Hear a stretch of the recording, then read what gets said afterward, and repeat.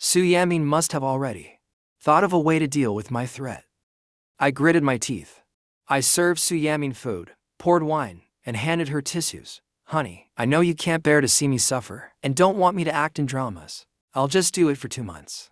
Su Yanbing, isn't this all about making me fawn over her in front of Marongyan, so that she misunderstands their relationship as being good, and I can't get Marongyan?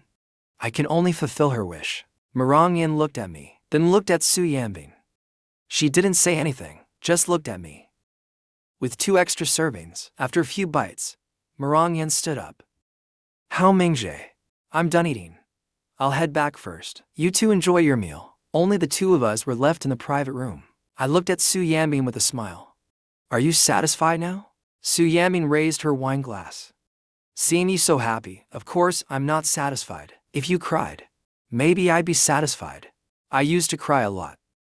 Because of Su Yanbing, when I was upset. If I like Marongyan, and she left because of a misunderstanding, not crying, at least being upset would be the proper reaction. But my reaction made Su Yanbing incredulous.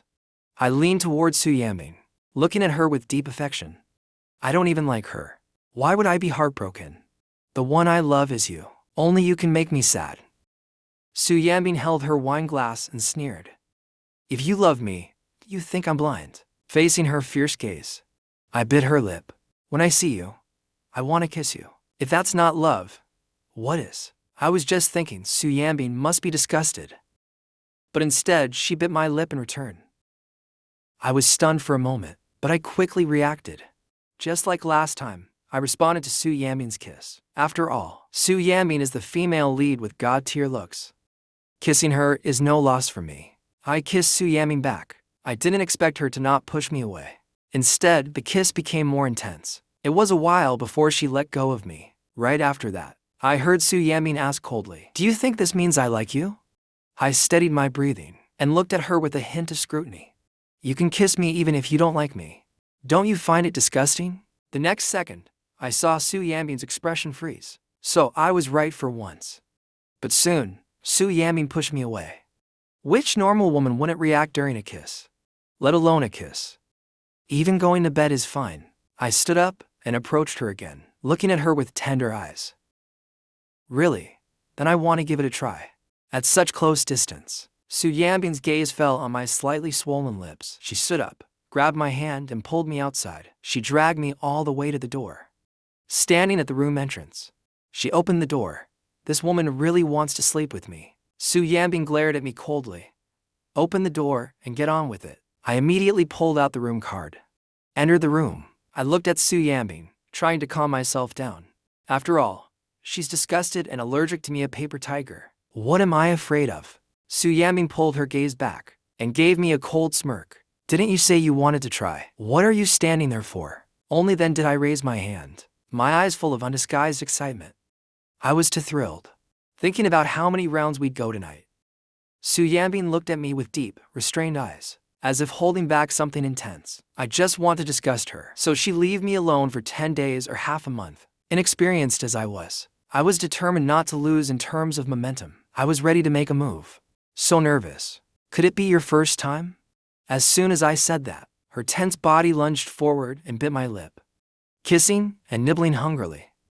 My heart melted under Su Yanbing's kiss. But when she started making a move, I instantly lost my composure. Just when I thought her allergy to me had vanished, Su Yanbing suddenly shoved me away. It was like she had held back for too long and hit her limit. Her eyes were stormy with emotion. But she mocked me coldly. That's all you've got? With skills like that, you want to seduce women? Then she got up and went straight to the bathroom. I heard the sound of water running in the bathroom. The sensation I just felt, that itch in my heart, proved I'm a normal man, unable to resist a beautiful woman's temptation.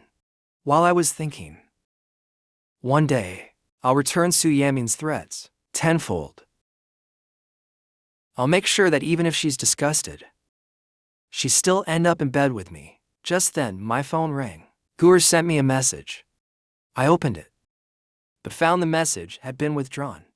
It was a photo of me and Su Yanbing entering a room together. No doubt, Gur must have seen it and sent a message because of that. I immediately replied, "What shady thing were you trying to say? that you withdrew it so fast. So quick to unsend. Gura read my message, but didn't respond. She typed something, then deleted it, then typed again. Over and over. Nothing she wrote felt right. Saying you don't love Su Yanbing anymore. That you were just being threatened. That Su Yanbing could never like you. But the photo showed you to being so intimate. In the end, Gura only replied, "You're still awake. How would I know if I'm asleep? Was I sleepwalking when I texted you?" I saw the typing indicators showing nonstop. So I sent Gura another message. "Take good care of the company. Don't worry about me. I can handle Su Yanbing." Gura asked again, "Do you really not love Su Yanbing anymore?" I replied, "I don't love her anymore, but I'm still quite tempted by her body.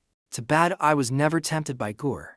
The typing indicators showed for a long time again, so I simply sent another message. "Go to bed early. Don't stay up late. Good night." Gura eventually replied with just good night. I lay in bed for half an hour waiting. She still hadn't come out. She was probably so disgusted. She wanted to scrub a layer of skin off herself. Just as I couldn't help but go urge her, the bathroom door finally opened. Su Yanbing came out wearing a bathrobe. Her great figure was on full display. I swallowed, my eyes full of lust as I stared at her. "Can I sleep with you tonight?" Su Yanbing gave me a warning look. "You sleep on the couch." I glanced over at the tiny half-meter wide sofa. "You said my skills were bad, yet you're still afraid to share a bed with me." Su Yanbing didn't respond. I sat down on the other side and picked up my buzzing phone. A few of my girlfriends were being snarky again. This is exactly why I don't like Jiu Haoming. I still remember how he snapped at us last time. "Explain yourself. If you don't clear this up, we're not friends anymore." Su Yanbing glanced over. The sound of water running could still be heard from the bathroom.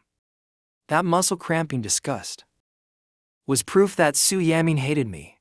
It also proved there was no way she liked Jiu Haoming. When I came out of the shower, I looked at Su Yanbing lying down. I walked straight up, got under the covers, and leaned into her. "What, sleep on the couch? I'll make her sleep on the couch." Just as I leaned in, Su Yanbing's whole body tensed up instantly. The next second, she flipped over and looked at me. She felt something strange in her heart. Jiu Haoming shouldn't be like her, disgusted by a single touch. So, why did he keep approaching her again and again, acting all clingy and attached? Could it be that Jiu Haoming still had feelings for her? I couldn't handle Su Yanbing's coldness. Just as I was about to turn over, Su Yanbing's hand reached toward me. My body stiffened. Su Yanbing sneered coldly at the corner of her mouth. "What are you afraid of? Haven't you been waiting for this?" I steadied myself and looked back at her. "It's not fear. I've dreamed about this for years. Now that it's happening, I'm just a little nervous." Our eyes met, but Su Yanbing still didn't see even a trace of affection in my eyes. Yet the heat of our bodies so close together once again stirred up her uncontrollable disgust. "Dream come true. Who said I want to make your dreams come true?" Su Yanbing spoke with disdain and got up to head to the bathroom. I smiled, got into a comfortable sleeping position, and was just starting to doze off when Su Yanbing's cold voice rang out, "Go sleep on the sofa. Hesitate one more second, and don't even think about filming tomorrow's scene. To make sure filming went smoothly tomorrow." I gritted my teeth and got up. The sofa was way too narrow. I tossed and turned uncomfortably, seeing that damn woman sleeping so soundly in my bed. I couldn't help cursing her in my head. Eventually, I drifted off while cursing Su Yanbing. Half asleep, I rolled off the sofa and found it was already morning. Su Yanbing had already left. I got up and called Marong Yan to have breakfast together. Marong Yan looked me up and down curiously. I flicked her forehead. "What are you staring at?" Marong Yan smiled and touched her head. "President Su left so early? What, do you want her to stay a few more days? Doesn't Haoming Jae want that too?" I shook my head. "Looks like she only slows down filming progress." Marong Yan couldn't help but smile. "Haoming Jae, that tone sounds really disdainful towards Su Yanbing." "Yanbing, huh?" I turned to look at her. "When did you become so gossipy?" Marong Yan just chuckled. "It's just that Su Yanbing reminds me a lot of the aloof female lead from our script. It's kind of exciting." "Really? I don't think so at all. Actually, the novel mentioned that before Su Yanbing went after the Jiu family, her attitude toward the original host clearly softened. It made the original host believe Su Yanbing had fallen for her, While the Jiu family had their guard down, she easily brought them down. She threw the original host from heaven into hell. Now the news of Su Yanbing visiting the set is still trending. Everyone thinks Su Yanbing likes me. But so what if she kissed me last night? She's still disgusted and allergic to me. That means her plan to destroy the Jiu family has been moved up. I need to speed up my money-making efforts. When I got to set, I went straight to the director to discuss filming overtime tonight. To speed things up, I almost nailed every scene in a single take. Around 3 in the afternoon, Su Yanbing was getting ready for a meeting. Her phone rang. It was a photo of me and Marong Yan in a kissing scene. Her face immediately darkened. She instantly messaged me, "If I don't see you at home by 6, I'll have the police come find you." After sending the message, she slammed the phone on her desk. When I saw the message during a break, I was furious. Last night, Su Yanbing was so grossed out she wanted to scrub her skin off. I thought that would keep her away for at least 10 days or half a month. But not even a full day passed before she was threatening me again, afraid I'd lose my temper if I called. I texted back, "Didn't you say last night I could shoot today? My scenes today won't wrap until after 10 p.m. Su Yanbing was in the middle of a meeting. No one in the room escaped her scolding. Everyone had their heads down, afraid to even move. Not a single person dared speak up. They could all feel the fury radiating off her. The tension in the room was suffocating. When I sent the message, the office was dead silent. Su Yanbing picked up the phone and glanced at it. The next second, she slammed it onto the conference table. Everyone's heart skipped a beat with the sound. Su Yanbing's expression turned even colder. "The company pays you not to sit around and do nothing. Look at this. Is this the kind of garbage you bring me? Is it even presentable?" A 30-minute meeting was dragged out to over an hour. I sent a message, no reply. I called, she hung up on me. Glancing at the time again, I had no choice but to call a car and rush home. When I got home, Su Yanbing wasn't there. I called her, and she coldly hung up without hesitation. I gritted my teeth and messaged her, "I'm home. When are you coming back?" Su Yanbing replied, "Since you're home, cook. I want braised beef and boiled fish slices." I was already fuming inside. By the time I finished cooking, Su Yanbing finally came home. I couldn't hold back my anger. "Don't you think you've gone too far? You can torture me, but the crew didn't do anything wrong. Last time, when I asked you to postpone your meeting, you said that the lives of your employees were more important than mine. And now you're letting everyone be delayed because of me. Do their lives no longer matter?" It was the first time Su Yanbing saw me truly angry without holding back. All this just to film a scene with that woman? Su Yanbing looked at me, her gaze unreadable. "You're mad over this? What if I forbid you from acting again?" My fist clenched. I'd had enough. "Then you might as well throw me in jail." The air instantly froze. Su Yanbing's cold, sharp gaze was slowly frosting over in silence. I figured Su Yanbing must be planning to take down the Jiu family right now. I bet she wouldn't risk turning on them just yet. In the silent standoff, the air seemed to spark with tension, until I saw Su Yanbing slowly pull out her phone. Right in front of me, she opened the dialer and began entering the police number. Seeing that Su Yanbing was really going to call, I panicked. I grabbed her hand and smiled. "I was just joking. I'll listen to you, whatever you say." Su Yanbing looked at my cowardly and fawning act, as if she'd heard the coldest joke in the world. "You already forgot what I said yesterday." Seeing my innocent and wronged expression, Su Yanbing curled her lips again, coldly. She picked up her phone and showed me a photo.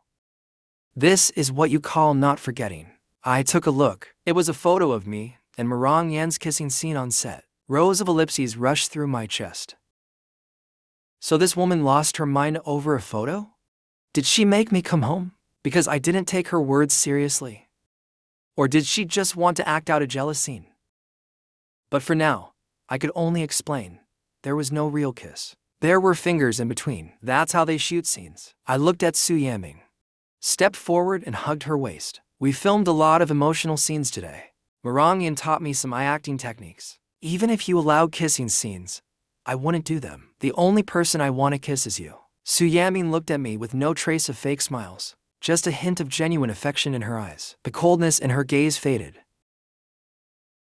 Her eyes now tinged with emotion. She retracted her frosty look. The next second, my lips landed on hers. I had barely kissed her twice before Su Yamin took control instead. For a moment, I felt truly miserable. But in the next second, Su Yamin pushed me away. I looked at her uncomfortable expression and confirmed she was still disgusted by me. I continued. I thought you were different from before. That maybe you like me a little. But turns out you still hate me this much. I put on a heartbroken expression.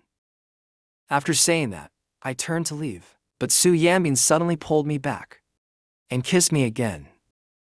I was stunned by her sudden intensity. What's going on? Clearly disgusted. Why did she still kiss me voluntarily? This time, Su Yamin let go after just a few kisses. She looked at me coldly and said, "Jiu Haoming. As long as you behave, I can try to like you." I was a bit confused. Really? Su Yamin didn't say more and walked toward the dining table. I looked at Su Yamin's back and ran through the plot like a brainstorm.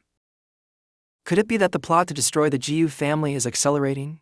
Is Su Yamin starting to be nice to me, to make me think she's falling in love? After thinking for a moment, I followed her. Since Su Yamin wants to act with me, then I'll play along. Then I served Su Yamin food and dishes, trying to act attentive in front of her.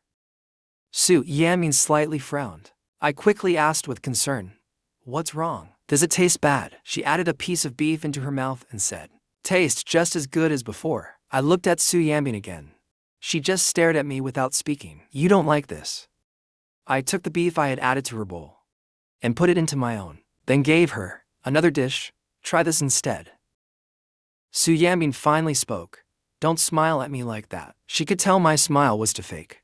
I've always smiled like this before, and she never said anything. But now she's making demands. Seems like she really wants me to believe she's starting to like me. She wants me to fall for her too. I looked at her again and again. Finally, Su Yamin couldn't help but ask, "What? Do you have a problem with my request?" I withdrew my smile. "No. Just think you look really good while eating." Su Yamin gave me a glance and then lowered her head to keep eating. She silently allowed me to watch. I confirmed my guess. I planned to abandon my usual rogue style of acting and cooperate with Su Yamin's affectionate gaze. After the meal, I felt my acting skills were running out. Su Yamin, as the female lead in the novel, she's famously hard to fool. Luckily, after the meal, Su Yamin didn't make things harder for me. After cleaning up, I went back to my room and messaged the orphan. I asked about the company's status and reminded her again to beware of Su Yamin. As soon as I laid down and picked up my phone, I saw a message from Su Yamin. I was quite surprised. I got up and went to her room. In the past, whenever I saw her, I would express my desire for her without hiding it. But now, I stood cautiously by the bed, sneaking glances at Su Yamin without saying anything, looking both hopeful and reserved. Su Yamin's eyes grew intense. She reached out and pulled me onto the bed. Then came a wave of overwhelming kisses. After a while, Su Yamin pulled away, breathing heavily. I saw the turbulent emotion in her eyes. That was disgust toward me. She said nothing, and I said nothing either. I just played dumb and looked at her. We just stared at each other quietly like that. The longer we looked, the harder it was for me to resist Su Yamin's gaze. For a moment, I felt like there was affection in her eyes. Su Yamin recovered and leaned in to kiss me again. This repeated a few times before Su Yamin finally let me go. "You can leave now." Is this the act of trying to like me? Kissing, but not letting me touch. So, she doesn't like me yet. I gave Su Yamin a hurt look, like I was saddened by not receiving her love. Then, under her dim and unreadable gaze, I got up and left. Around 4 or 5 the next morning, since it was hard to call a cab, I decided to drive myself. Before leaving, I sent Su Yamin a message saying I was going to the set. I made you some porridge and left it in the kitchen. "Don't forget to eat when you wake up." Su Yamin replied. "Who said you could go act?" As soon as I arrived, I saw Su Yamin's message. I couldn't help but curse. But in the end, the woman still lowered her head and replied, "Didn't you say last night you'd try to like me? Support my work. Isn't that the first step to trying to like me?" Su Yamin replied, "I said that on the condition that you behave. Haven't I behaved enough? I wanted to stay so badly last night, but you told me to leave and I left. Because you said you'd try to like me. I took it seriously. I'm willing to wait. Su Yanbing thought for a moment and replied again, you can act, but you must come home at night. She finally gave in. I tolerated Su Yanbing's excessive request. During lunch, I didn't forget to send Su Yanbing a message. I miss you.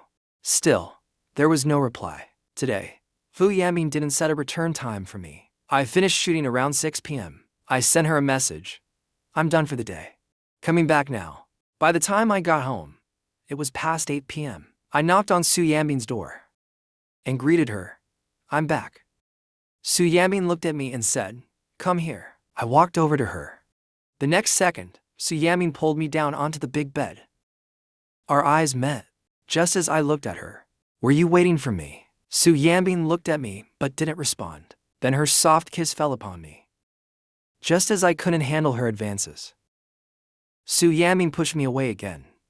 Just like last night enduring too much. She kissed me again and again in disgust. Then she went to take a shower. She clearly dislikes me. Yet she deliberately teases me like this, making me expect more from her. No wonder she's the female lead in the book. She really knows how to mess with people's hearts. I almost want to applaud her. I was completely exhausted. I went back to my room and fell asleep. The next morning, I got up early and headed to the set again. Just the round trip every day takes over 4 hours on the road. And there's nothing else to do when I go back. Just Su Yanbing pulling me in for some kissing scenes to keep the act going. The first drama is almost done shooting. Then comes promotions and filming for the next project. Plus, I have to write a new script. I don't have enough time at all. I don't want to be a tool anymore. During the break, I looked at Marongyan and asked, how do I treat you? Marongyan looked at me and said, brother, just say what you need. I took the water she handed me and had a sip. It really wasn't in vain, caring for her. Around 4 in the afternoon, I sent Su Yanbing a message, heading back now. I'll be back a bit earlier tonight. What do you want to eat? I'll cook for you. Su Yanbing replied, anything is fine. She actually didn't request anything specific. Her act of trying to like me is really convincing. I can't lose. I have to act even better than her. I'll make you your favorite braised pork belly. And some steamed fish too. Su Yanbing smiled and asked if I needed anything. No, I've just been too busy these days to cook for you. Now that I finally have time, I want to make it all for you. Around 5 o'clock, Su Yanbing's phone kept ringing. She picked it up and glanced at it. Our close friends group chat had pushed a trending topic again. Jiu Haeoming was in a car accident. Su Yanbing clicked on the trending post. It was about me. That red sports car had crashed into a bridge. The front bumper had been completely smashed off. I wasn't visible in the hot topic post, and it didn't say anything about my condition. Su Yanbing gripped her phone tightly. She quickly tried to call me, but all she got was the same response. The number you are calling is currently busy. Su Yanbing, anxious, turned around and rushed out. She headed outside. I was lying on a hospital bed, eating cherries that Marongyan had peeled for me, and answering my mother's call. Mom, I'm fine. It's just some minor scrapes. You don't need to come over. Su Yanbing got into the car. When she called me for the 10th time, the call finally connected. But what Su Yanbing heard was a woman's voice. Her brows instantly furrowed. Where's Jiu Haeoming? Marongyan, watching me enjoy the cherries with great appetite, sighed. He's still unconscious. Su Yanbing's grip on the phone tightened. Where is he? Why do you want the address? Do you even care if he lives or dies? If you had even a bit of concern for him, he wouldn't have been running back and forth every day between filming just for you. And then had this car accident. While eating, I gave Marongyan a thumbs up. After she finished the call, I complimented, you really know how to pile it on. Marongyan handed the phone back to me. I'm an actress. This kind of scene is nothing. But why are you doing this? Aren't you two married? Doesn't she care about you too? Why not just talk to her directly? Why risk putting on a performance like this? I handed the bowl of cherries in my hand to Marongyan. You don't need to know.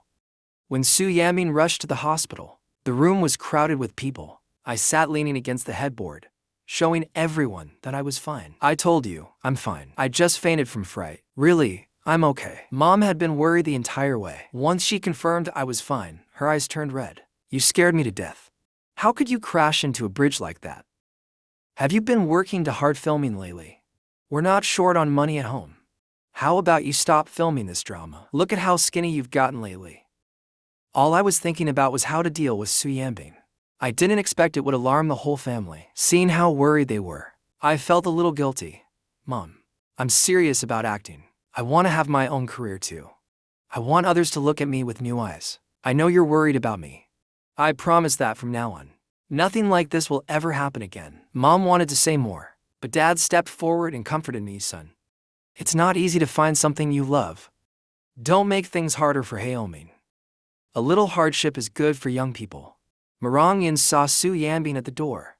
She quickly gave a light cough. I instinctively looked over. When I saw Su Yanbing, I immediately said, okay, you can all go home now. My wife is here. She can stay with me by herself. Marang Yin saw Su Yanbing walk in and quickly said, Uncle Annie. Brother Haeoming got in the accident because he rushed back to see President Su. You have to do something. Brother Haeoming can't keep running around every day for his wife without caring about his own health. It's too much for his body to handle. Dad's expression instantly darkened. Is this true? I spoke up to explain. I just wanted to balance family and work. Mom looked at Su Yanbing, who had come closer, and said, this is too exhausting for you.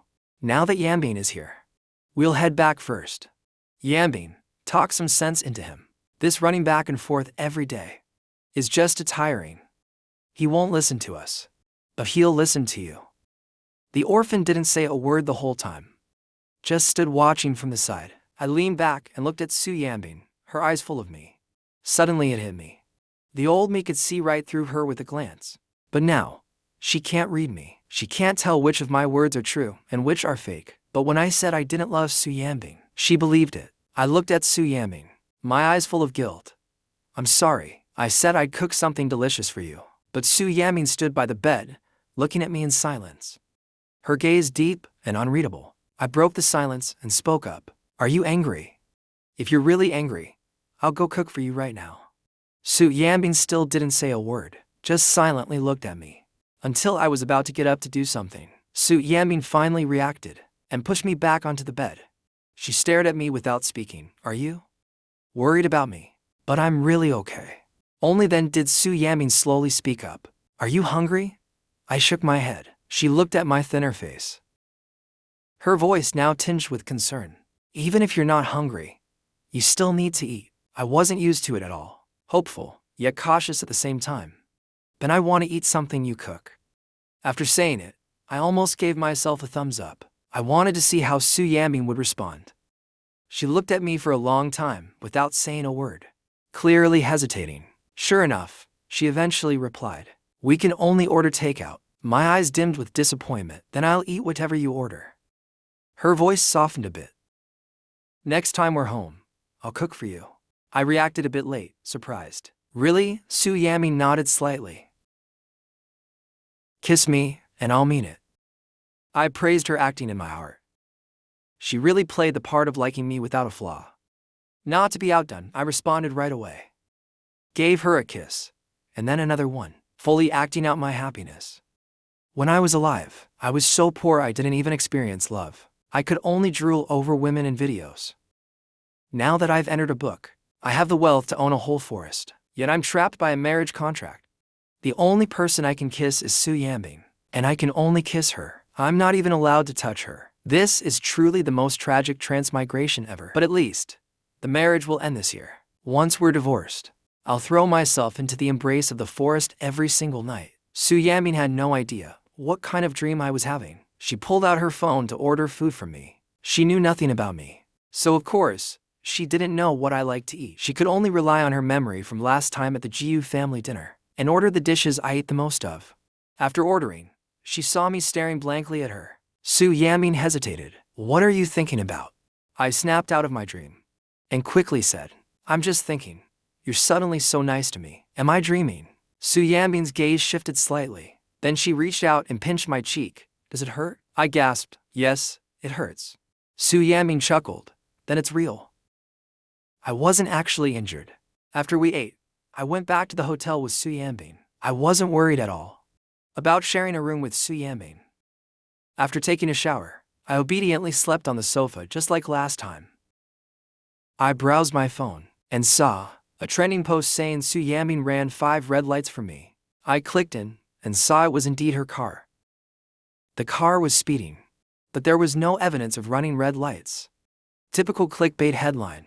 The comment section was full of people praising our true love.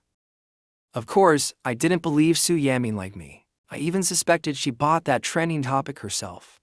After her shower, Su Yamin came out and saw me lying on the sofa. She came over and pulled me onto the bed. Then came another deep kiss. After it ended, Su Yamin suddenly said, "Sleep in the bed tonight."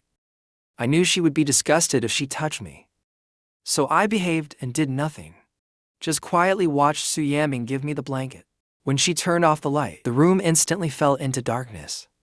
I finally didn't have to act anymore. I turned over and slept with my back to Su Yamin. Lying on the bed, Su Yamin looked at my turn back, still thinking about the look of anticipation in my eyes before she turned off the lights. Just as I was getting sleepy, a woman pressed up against me, an airtight closeness. I could even feel Su Yamin's body temperature. We even had to act before falling asleep, as if we had long anticipated it. I turned over to respond to her. I felt that Su Yan Bing's body obviously tensed up, but she still wrapped her arm around my waist. Like a normal couple, the two of us kissed. In the dark, the senses were heightened and transformed. I got the illusion that Su Yanbing loved me, just when I was itching for more. Su Yanbing, with ragged breath, grabbed my restless hand. "I'm going to the bathroom." "You sleep first, Su." Yanbing went to the bathroom. I knew she was too disgusted to handle it.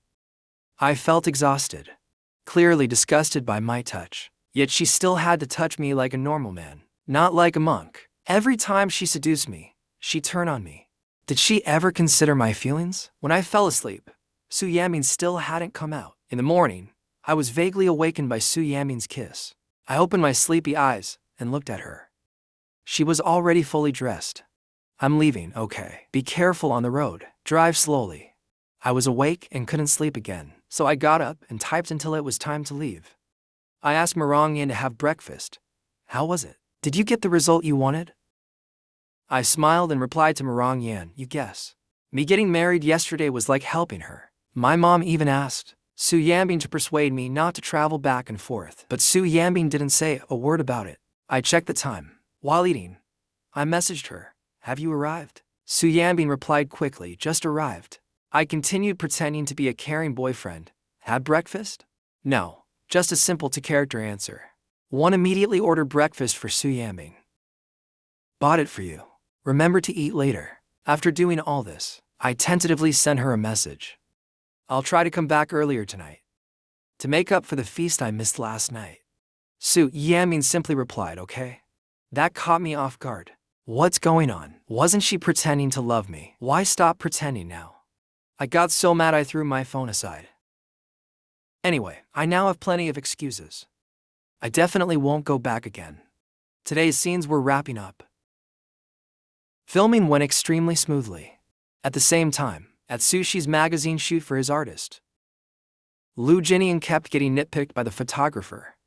Although Su Yanbing made headlines for running a red light from me, which kept her up all night. Work is still work. He still stayed focused and felt he was doing fine. But the photographer just wasn't satisfied. Eventually, he simply stopped. Jinnian, go take a break and find your rhythm. Don't waste everyone's time here. Su-kun, come here. Let's shoot yours first. Jinnian kept thinking about Su Yanbing. His whole state was off. He pulled out his phone to ask Su Yanbing something, then saw a photo of Su Yanbing waiting for me on set. No matter where my gaze landed, Su Yanbing's eyes were always on me. Jinnian couldn't help but call Su Yanbing. Meanwhile, I was in a bad mood. That afternoon, Su Yanbing came to the set full of worries. Everyone envied me, but no one knew how annoyed I was. Today marked the end of our first scene. So at noon, I had already told my crew that a few actors from the team would have a dinner gathering to celebrate tonight. But in the afternoon, Su Yanbing came, and I had to bring her along. I also had to kiss her in front of everyone, to maintain the image that I loved her. As for her better attitude toward me, and making the Jiu family drop their guard, that was glossed over. Never thought I'd end up going through all of this personally. These past few days' trending topics and my behavior It's enough to show that our GU family has no defenses left against Su Yanbing.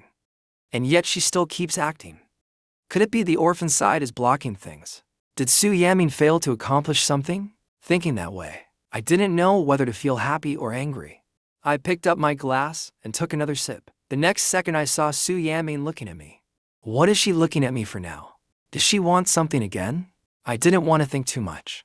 Just pick some food for Su Yanbing. At that moment, Su Yanbing's phone rang.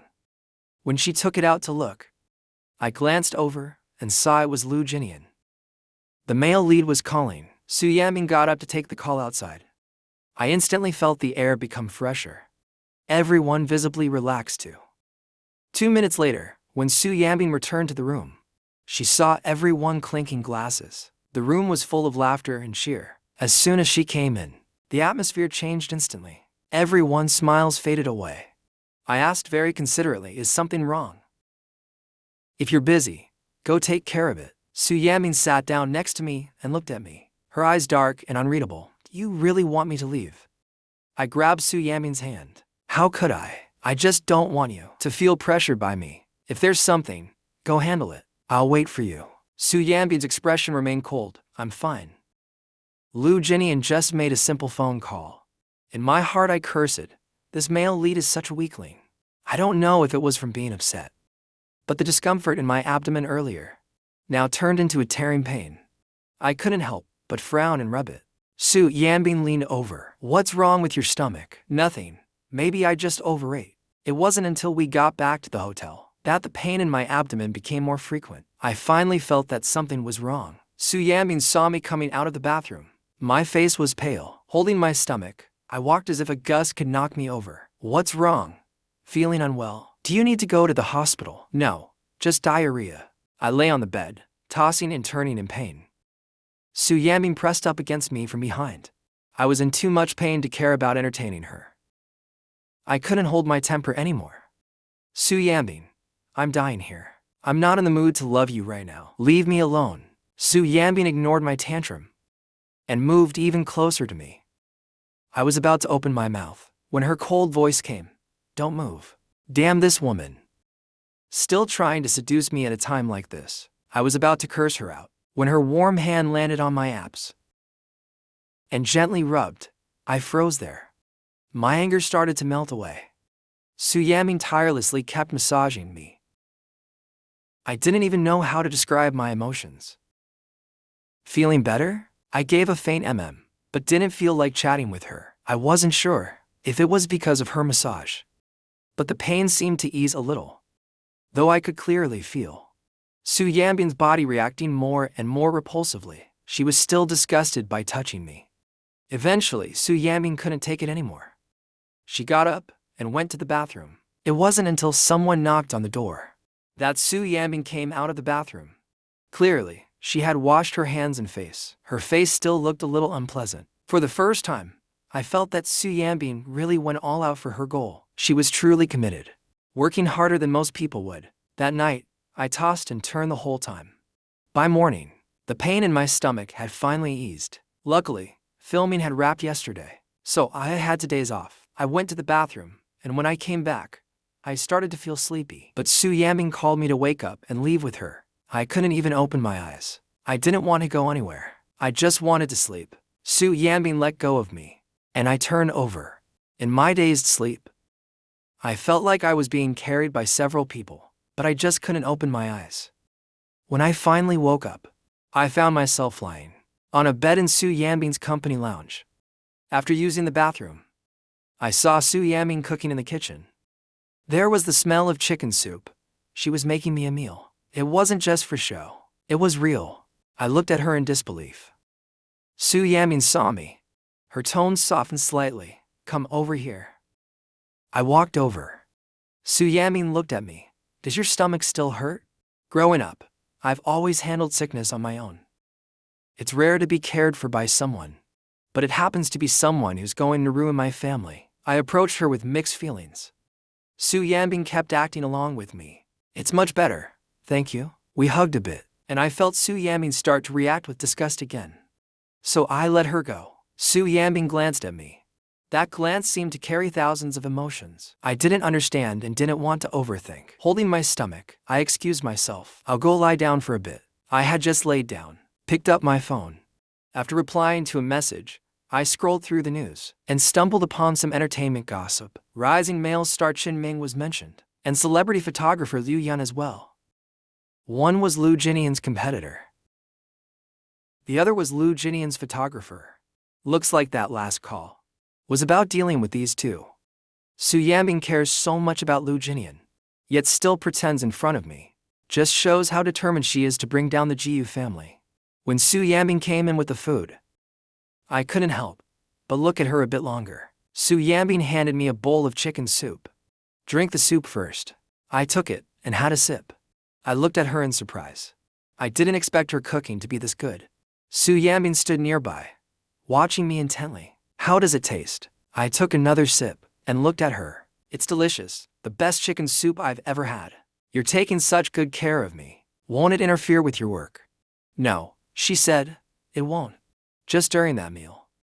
Su Yanbing took several phone calls. Once I finished eating and laid down, she went to work. I hadn't brought my laptop back, so I lay in bed in the afternoon typing on my phone. I had my back to the door. Su Yanbing walked in and saw me typing on my phone. She frowned and asked, "Who are you chatting with?" Hearing her voice, I quickly turned off the screen, then turned to look at Su Yanbing and saw that her expression was cold. My mom, she always worries about me. Su Yanbing stepped closer and looked at me. Her expression still seemed unhappy. I quickly grabbed her hand. "Are you done with work?" Su Yanbing looked at me holding her hand, and her expression softened a bit. "No, just came in to check on you." Then Su Yanbing bent down and kissed me. Just a gentle kiss, then she pulled away. "Don't play on your phone. Get some proper rest. Go ahead and work. Don't worry about me. If you need anything, call me." Lately, Su Yanbing has been getting closer and closer to me, even coming in during breaks at work to check on me. If I didn't know what her real motive was, I might have fallen for her fake tenderness. A wolf in sheep's clothing is truly terrifying. She triggered me. Instantly lit a fire under me. I started writing the script with more energy. When Su Yanbing came back and after finishing work, she saw me still typing on my phone. Her face instantly turned as cold as her voice. "Who are you chatting with this time?" "I'm writing a script myself." I hadn't told anyone, of course, and I certainly couldn't tell Su Yanbing. Seeing her interrogating me like this, I made up another lie. I wasn't chatting, just browsing online out of boredom. I saw some rumors saying you and Lu Jinnian had something going on. I wanted to argue with them, but I was afraid people would laugh at what I say. After I finished, I saw the anger in Su Yanbing's expression soften. She obviously felt guilty, but she quickly composed herself again. "If you're bored, why not come to me?" I looked at Su Yanbing with humble affection. "I was afraid to bother you. You used to hate it when I came to your office." In other words, now I didn't dare disturb her. Even commenting online required caution, so careful and cautious, all because I feared she'd be annoyed. With such emotional acting, I felt like I could win an award, but I didn't expect Su Yanbing to act even better.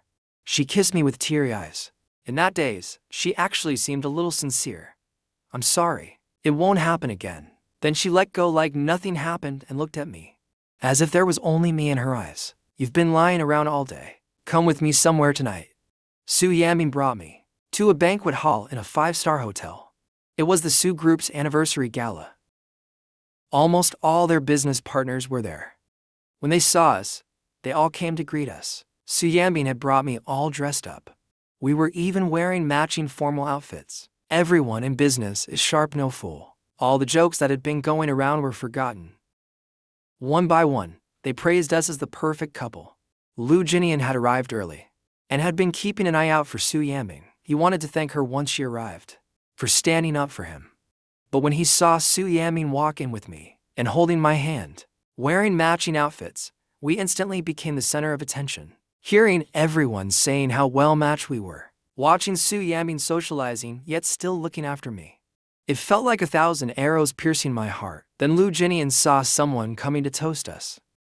Su Yanbing knew I had an upset stomach, so she turned them down from me, saying I wasn't fit to drink. A while later, An assistant brought over a warm drink.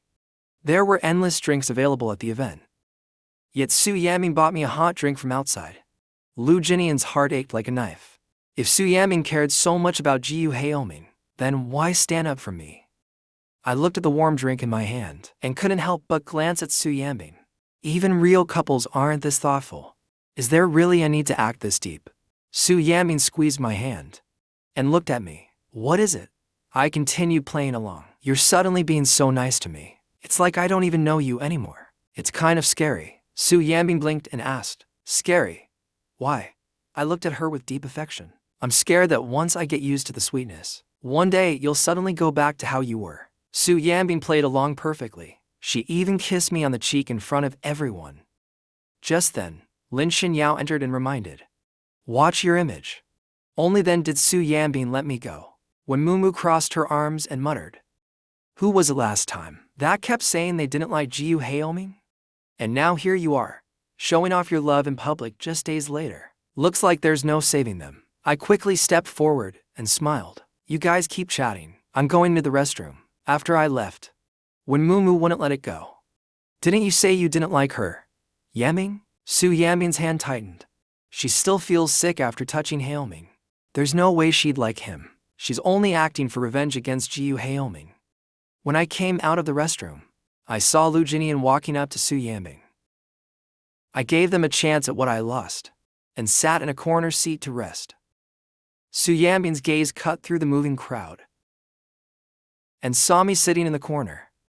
Su Yaming put distance between herself and Lu Jinnian, and started walking toward me. Lu Jinnian felt like his heart had just been hollowed out. He had loved Su Yaming for 7 years, and thought Su Yaming had feelings for him too.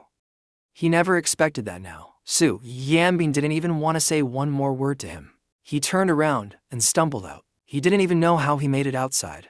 When he finally came to, he saw a car speeding straight toward him. The blinding headlights made it impossible to see, and froze him in place. The next second, Lu Jinnian was hit and thrown by the car. Pain instantly surged through his whole body. Before losing consciousness, he saw some words appear in his mind. Each word was vividly clear. Lu Jinnian saw his name and his entire life. Su Yaming walked up to me. Tired? I'm fine, just resting, Mum. Su Yaming took my hand. Let's go home then. On the car ride back to the hotel after the banquet, I was mindlessly scrolling on my phone when I suddenly came across a shocking trending topic. Lu Jinnian, car accident. I clicked into read and saw Lu Jinnian lying in a pool of blood and being carried onto a stretcher in the photos. It looked serious. How could Lu Jinnian get into a car accident? In the novel, Su Yaming ruined the Jiu family, but Lu Jinnian never had an accident. Did something happen between them earlier because of me? If something really happens to Lu Jinnian, wouldn't that woman hate me even more?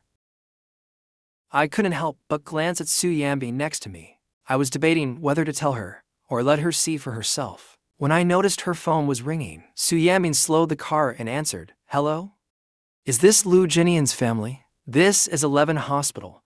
Lu Jinnian has been in a car accident. He's currently undergoing emergency treatment. Su Yaming ended the call. Looking at me, she said she needed to go to the hospital. Are you coming with me or going home to rest first? I pretended to be tired. I want to go home. If you've got something to do, go ahead. Drop me off at the intersection ahead. I'll just take a cab. Su Yaming glanced at me. Aren't you going to ask why I'm going to the hospital? Her asking that made me feel like not asking might seem careless. Su Yaming might die in a few years. How could she still have the heart to act with me? I glanced at her. You used to hate it when I asked about your business.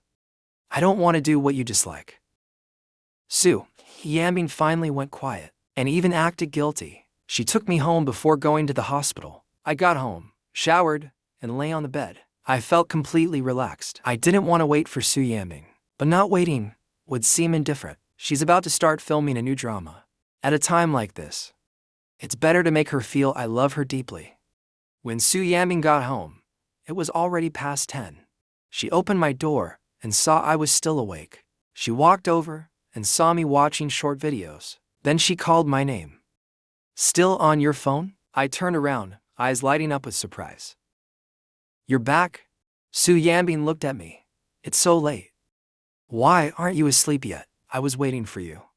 Her eyes shifted slightly. There was a clear look of surprise in her eyes. I pretended not to understand and asked, "What's wrong?" The next second, Su Yanbing kissed me, with some heat in it. I knew how to make her stop faster. I reached out to touch her body. Su Yanbing was aroused for a moment, but in the end, she pushed me away and went to the bathroom. When she came out of the bathroom, I was already asleep. Su Yanbing looked at me, her eyes subdued for a long time, as if trapped in a fog.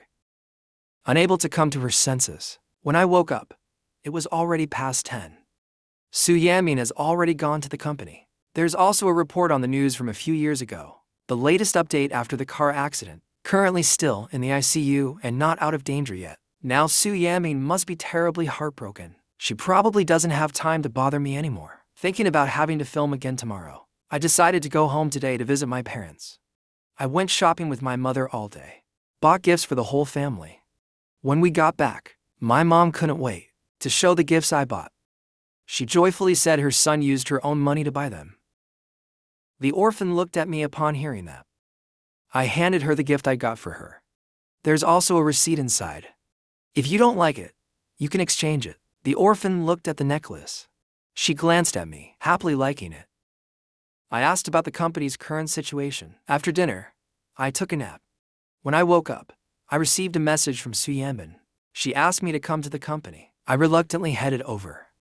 As soon as I opened the office door, Su Yanbing looked up at me. I looked at her curiously. Why did she ask me to come to the company at this time? The next second, Su Yanbing took out a beautifully wrapped gift box from under the desk.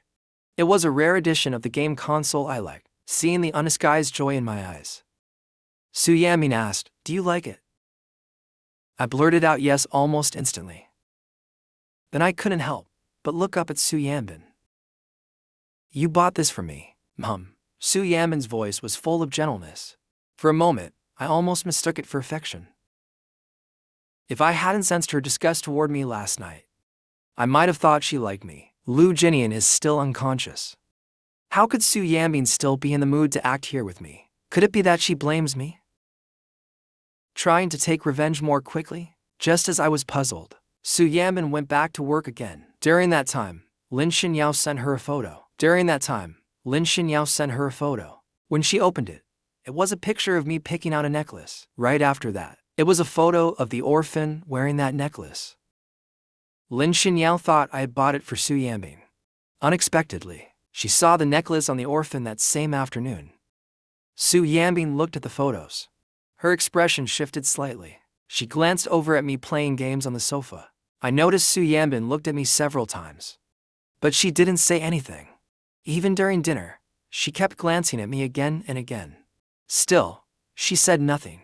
After dinner, she kept looking at me occasionally, yet said nothing. To ensure things went smoothly at tomorrow's shoot, I finally asked her directly what was wrong. Su Yanbing seemed a bit jealous and said, "Where's my gift?" I was stunned for a second. Su Yanbing acted as if she got the answer.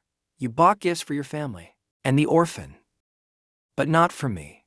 Is that how much you love me?" I didn't expect that buying gifts today would be found out by Su Yanbing. If she finds out now that I don't like her, this seemingly peaceful life would end again. I quickly put on a warm smile and looked at her affectionately. "You've been holding that in all night because of this?" Their gifts were just random things I picked. Your gift is something I'm making myself. It takes time. It's not done yet. After hearing my explanation, Su Yanbing's expression finally softened a bit. I woke up in the morning to the sound of my alarm. Su Yanbing pulled me into her arms. Maybe because I wasn't fully awake yet. In my half-asleep days, I actually found the embrace a little warm. I was briefly lost in it. Then I heard Su Yanbing's lazy, sleepy voice. "I arranged a driver for you. Your driving skills are too poor. You're not allowed to drive yourself anymore." "Okay, I'll listen to you." "Listen to me, who am I?" Su Yanbing seemed to want to hear a certain title. I lowered my eyes and said, "You're my wife." Su Yanbing kissed my lips. She only let me get up when the disgust became unbearable. Half an hour ago, Su Yanbing received a call from Jinnian's mother. She said Jinnian had woken up and was out of danger. He wanted to see Su Yanbing. Su Yanbing was sitting in a private hospital room when she heard Lu Jinnian call her sister Cloud. Su Yanbing's heart skipped a beat. Her usually cold eyes were suddenly full of emotion. "What did you call me, Sister Cloud?" Lu Jinnian looked at Su Yanbing, no longer hiding the love in his eyes. "I'm Zhao Jin." Su Yanbing looked at him, still a bit uncertain. "You're Zhao Jin?" Lu Jinnian's voice was choked with emotion. "When I lured those two people away for you, I fell off a cliff. I lost my memory. It wasn't until I woke up recently that I remembered. No wonder. When I saw that cloud-shaped birthmark behind your ear back then, I felt a strange sense of familiarity. It turns out we met when we were kids. You really are Zhao Jin." Su Yanbing had never forgotten him. She always thought Zhao Jin had died. She always felt guilty and warm whenever she thought of him. When she saw Zhao Jin being taken away in despair back then, Su Yanbing remembered their days of escape. She remembered how Zhao Jin distracted the traffickers to protect her, and how she watched helplessly as Zhao Jin fell off the cliff, unable to do anything. That's why Su Yanbing stepped in to save Lu Jinnian. It was to make up for the regret of not being able to save Zhao Jin back then. Now, seeing that Zhao Jin was still alive, and that he was Lu Jinnian, the one he saved, Su Yanbing still felt a bit of disbelief. Since waking up, Lu Jinnian realized he was living in a novel. He started thinking about how to change his fate. He didn't know much about the story. He could only recall a short piece of text from before he fell unconscious. From that, he learned the general outline of his life. Su Yanbing had never loved him. His so-called affection was only out of regret for his first love by Yu Guang. His favoritism was just a way to take revenge on Jiyu Haoming. From beginning to end, he was just a tool in their relationship. Now that Jiyu Haoming is dead, he, as the tool, is no longer needed. His fate, once again, was to be bullied by everyone. Lu Jinnian was unwilling. Why should he have to accept such a tragic, miserable, and careless ending? Knowing about Su Yanbing's first love before he died was his first step toward changing his fate. Although the novel only briefly described the two being abducted as children, those key points were enough to fool Su Yanbing. "Sister Cloud, my head really hurts." After saying what he needed, Lu Jinnian pretended to feel unwell. He wanted to give Su Yanbing time to process it. "If your head hurts, then lie down and rest." Su Yanbing immediately stood up. "We can talk more when you're feeling better." That gentle voice stung his ears. Lu Jinnian had spent 7 years trying to get Su Yanbing to look at her with eyes like that just once. He had naively believed that Su Yanbing had feelings for him. "You're busy with work. Go back quickly." Zhu Yanbing looked at Lu Jinnian, her heart still racing because this was the Zhao Jin he'd been thinking about all along. She was overwhelmed with emotion. "I'll come see you again later." What happened between him and Zhao Jin? Only the two of them knew. Only Lu Jinnian had ever called her Sister Cloud, even though the brave little boy from back then had grown up to be timid and completely different now. Su Yanbing didn't doubt him. After all, a person's environment can change them a lot. Su Yanbing used to be timid as a child too. She escaped after being abducted and wandered for years. That's how she became who she is today. But Lu Jinnian grew up in a home where his father abused his mother. No matter how brave he once was, that would wear him down. Just thinking about Lu Jinnian, enduring so much suffering since childhood, Su Yanbing was filled with regret. She regretted not caring more about Lu Jinnian all these years. After returning to the company, Lu Jinnian sat in his office chair for a while. "Before starting work, I finished a day of filming and returned to the hotel. As soon as I picked up my phone, I saw Lu Jinnian on the trending search. No wonder Su Yanbing didn't bother me all day." Turns out Lu Jinnian woke up. Lu Jinnian saw the trending search, looked at Su Yanbing and said, "Sister Yunduo, don't come here if you're okay. I'm afraid people will gossip. Afraid Haoming will overthink." Su Yanbing looked at him gently and comforted him. "Don't worry. With me here, no one dares gossip about you. No one will dare bully you again, Haoming, and he won't overthink." Lu Jinnian lowered his head in silence. Maybe it was a professional habit. Tears rolled down his cheeks. Su Yanbing's gaze grew even gentler. "What's wrong? Why are you crying?" "I'm just too happy," Lu Jinnian said hoarsely. "I never thought that the crybaby from childhood would grow up to be so amazing and take care of me for so many years." Lu Jinnian knew that Su Yanbing cared most about that childhood experience with her white moonlight. so he brought it up again. Su Yanbing wanted to step forward and wipe his tears. You're doing great now too. But for some reason, my face suddenly came to mind. The face waiting for her to come home. Really? After Yun Duo knew I was Zhao Jing. Was she really not disappointed? Su Yanbing looked at him. Zhao Jing was the one he truly cared about. The one he had never forgotten all these years. Su Yanbing thought of what Lu Jinlian asked him before the car accident. And thought of Lu Jin. How he drunkenly confessed to him in the past. Just then, Su Yanbing's phone rang. It was a message from me. I left my game console in your office. Remember to bring it home. Lu Jinmian saw Su Yanbing looking at her phone, and secretly bit his lip. Yun Duo, it's getting late. You've had a long day. Go home and get some rest. Su Yanbing stood up and patted her head. Take good care of your injury. I'll come see you again tomorrow. Su Yanbing didn't reply to my message. She made a phone call and instructed that no news about her and Lu Jinnian was to appear online again. I came home exhausted and looked at the empty living room. But in my mind, her image appeared again. She lay on the bed after a shower, looking at the spot beside her, unable to stop thinking of me, and remembered being kidnapped as a child. Back then, she and Zhao Jing were only 5 years old. They were locked in a pitch-black room with no daylight. Su Yanbing was scared and kept crying. Lu Jinlian comforted him like a little adult. He even sang to her. Even if Su Yanbing said nothing, Lu Jinnian still talked nonstop, by his side, tirelessly. When he saw the birthmark behind her ear, Zhao Jing called herself Sister Cloud Yenduoji. He said his name was Zhao Jing. He said his parents would definitely come to rescue him. When that happened, she'd ask her parents to send Lu Jinnian back home too. Later, when the traffickers tried to move them to another location, they got a chance to escape. Zhao Jing bravely and cleverly led her to run away together. But in the end, they were discovered by the traffickers in time. They gave chase. Zhao Jing diverted the traffickers to protect her, going alone. She watched helplessly as Zhao Jing fell off a cliff. Su Yanbing had tried to find Zhao Jing, but all these years, there had been no news about him. Su Yanbing thought he had died. Now that he was alive and still liked her, in this moment, she felt that revenge meant nothing compared to being with Zhao Jing. Before the alarm even rang in the morning, I was awakened by the sound of Su Yanbing opening the door. Why are you here? Su Yanbing glanced at me and walked into the room. I came to talk to you about something. I softened my gaze, looking at Su Yanbing's slightly tired expression. What's so urgent that made you come so early? Facing my affectionate gaze, the urgency in Su Yanbing's chest was suddenly blocked. Seeing that she was struggling to speak, I sensibly said, just say what you need to say. Thinking of Zhao Jing, Su Yanbing finally opened her mouth. I'm here to talk about divorce. What, divorce? My chest trembled, and any trace of sleepiness vanished. I doubted what I heard. Divorce, the Jiu family collapsed overnight.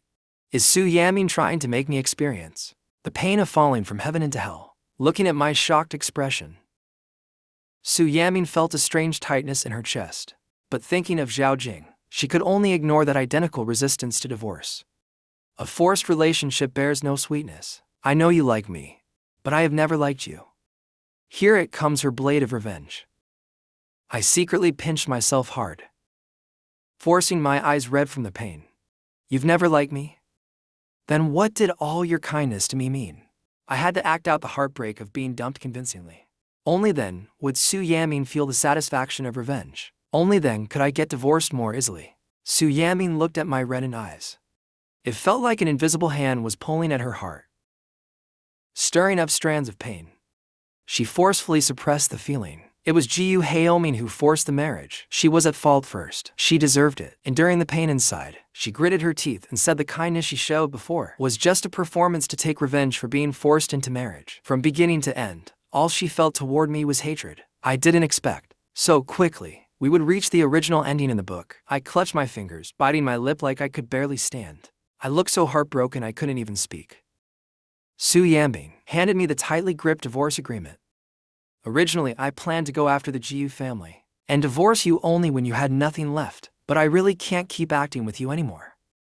If you agree to divorce now, then all our grudges will be cleared. I won't touch the Jiu family again. I was instantly overjoyed inside. Getting divorced without the Jiu family being harmed. That's a win. If I hesitate even a second, I must be crazy. Suppressing my excitement, I took the divorce agreement with trembling hands. Pretending to be heartbroken, a few tears fell on the black and white paper. Su Yanbing looked at it and felt as if an arrow pierced her chest. A sharp pain surged up. I suddenly lifted my tearful eyes and looked at her. My gaze filled with affection, with sorrow and regret. In just a few seconds, everything we had been through together flashed through my mind. As if compromising, I choked out to words with difficulty, I agree. Then, biting my lip, I picked up the pen and signed the divorce agreement, handing it to her. Su Yanbing lowered her eyes to look at the signed divorce papers. There was no feeling of revenge or joy from ending this marriage. Instead, a strange unease rose in her heart. With stiff fingers, Su Yanbing took it from me. Tears welled up in my eyes. When should we handle the procedures? Let me know when the time comes. Su Yanbing looked at my almost falling tears, desperately holding back sadness. It felt like a hand was gripping her throat. But thinking of Zhao Jing, she tightened her grip on the divorce papers. Today. Let's do it today. So impatient. Suddenly I thought of Lu Jinnian. It must be thanks to Lu Jinnian's car accident. That made Su Yanbing afraid and want to claim her quickly. Great. I was overjoyed inside, and tears finally spilled from my eyes. I forced out a single word, okay. See you at the Civil Affairs Bureau in 2 hours. After saying that, I turned around with my back to her. There was no trace of sadness on my face anymore. Su Yanbing looked at my trembling shoulders, imagining me holding back tears. Her heart was uncontrollably tight as she gripped the divorce agreement. Pack your things. I'll wait in the car. How could I be happy sitting in Su Yanbing's car? No need, I called a ride. Don't worry. If I said I'd go, I will definitely go. Hearing the door close, I couldn't help but laugh with joy. The Jiu family won't go bankrupt, and I'll regain my freedom too. I can finally enjoy the wonderful single life. This time, Su Yanbing kept her word. 3 hours later, after completing the formalities, the two of us walked out of the Civil Affairs Bureau one after another. I didn't dare show any happiness in front of Su Yanbing. I kept up the appearance of being devastated and heartbroken. Not a word the whole time. I kept my head down as I walked out. I didn't expect Su Yanbing to suddenly stop in front of me. I almost bumped into her. When I looked up, I met Su Yanbing's deep, dark gaze. What kind of look is that? Seeing me so sad and heartbroken still isn't enough for her. I didn't give Su Yanbing a chance. I spoke first. Don't worry. I know you hate me. I won't bother you again in the future. If I've caused any trouble in your life, I'll stay far away from you. I hope you'll also keep your word and let the Jiu family go. I'll come back in a month as promised. After I finished speaking, I walked in the opposite direction from Su Yanbing's car, afraid that if I delayed, I'd accidentally reveal my barely contained joy. Su Yanbing watched my departing figure, as if she was watching me slowly walk out of her world. It should have been something to celebrate. But Su Yanbing inexplicably felt empty inside, as if something important had been lost. But soon, her phone rang. When she saw the name Zhao Jing on the screen, her eyes instantly softened. Her mind was now filled only with Lu Jinnian. The entire way back, I was dreaming of a beautiful future. I returned to the hotel in high spirits and treated the whole crew to drinks. Marong Yan's eyes showed a hint of sighing. You look really happy today. I grinned widely. Filming a new drama, how could I not be happy? I no longer have to deal with Su Yanbing. She won't bother me anymore. How could I not be happy? What I hate is the damn 30-day cooling off period. I hate that I have to wait 30 days to get the divorce certificate and officially be single again. Otherwise, I would have gone to the club tonight to party hard. Without Su Yanbing's interference, the new drama wrapped up in a week thanks to overtime efforts. And with Marong Yan's promotion, Marong Yan and I trended on the hot search again. At the hospital, Lu Jinnian leaned against the hospital bed, reading the trending topics. Our names had practically taken over the entire feed. The comment section exploded. The CP fans of the two of us made his face darken the moment this trailer dropped. I completely stole Lu Jinnian's spotlight. That's what they call the protagonist aura. So even if Lu Jinnian stole Zhao Jing's identity, because he's not the true protagonist, Su Yanbing didn't treat him that well either. During this time, even though Su Yanbing came to see him every day, she cared about me, but something always felt missing. Lu Jinnian felt unfortunate, so unfortunate, but he couldn't change anything. Lu Jinnian sent a message to Su Yanbing, Yun Duoji. The doctor says I'm recovering well. I can be discharged tomorrow. Elsewhere, in a private clubroom, today was Qin Xiu's birthday party. A dozen men and women gathered at a table, making quite a lively scene. Su Yanbing sat quietly in the corner drinking alone. Lost in thought, the noise around her didn't affect her at all. When she saw her phone light up, it was a message from Lu Jinnian. Su Yanbing put down her wine glass and replied, "Then I'll come pick you up tomorrow." Just as she was about to put her phone away, she saw a hot search headline, Marong Yan and Jiu Haoming dining together. My name stood out conspicuously. Su Yanbing hesitated for a moment but still clicked in. There were quite a few videos inside. He opened one. It was a fan-edited highlight reel. In the video, I was constantly eating, bite after bite, not caring at all about my image. My appetite and mood looked great. You could occasionally hear Marong Yan's voice. Su Yanbing glanced again at the trending list, and only then realized the hot search was nearly dominated by me and Marong Yan. Su Yanbing opened the teaser trailer. In just 30 seconds, 20 seconds were kissing scenes between me and Marong Yan. Her chest instantly stirred with irritation. She raised her glass and drank it all in one gulp. This whole week, it was like she was under a spell. At home, she would think of me. At work, she would also think of me. Clearly, all those memories were just part of her act to get revenge. Yet every time she saw something, she would unconsciously be reminded of me.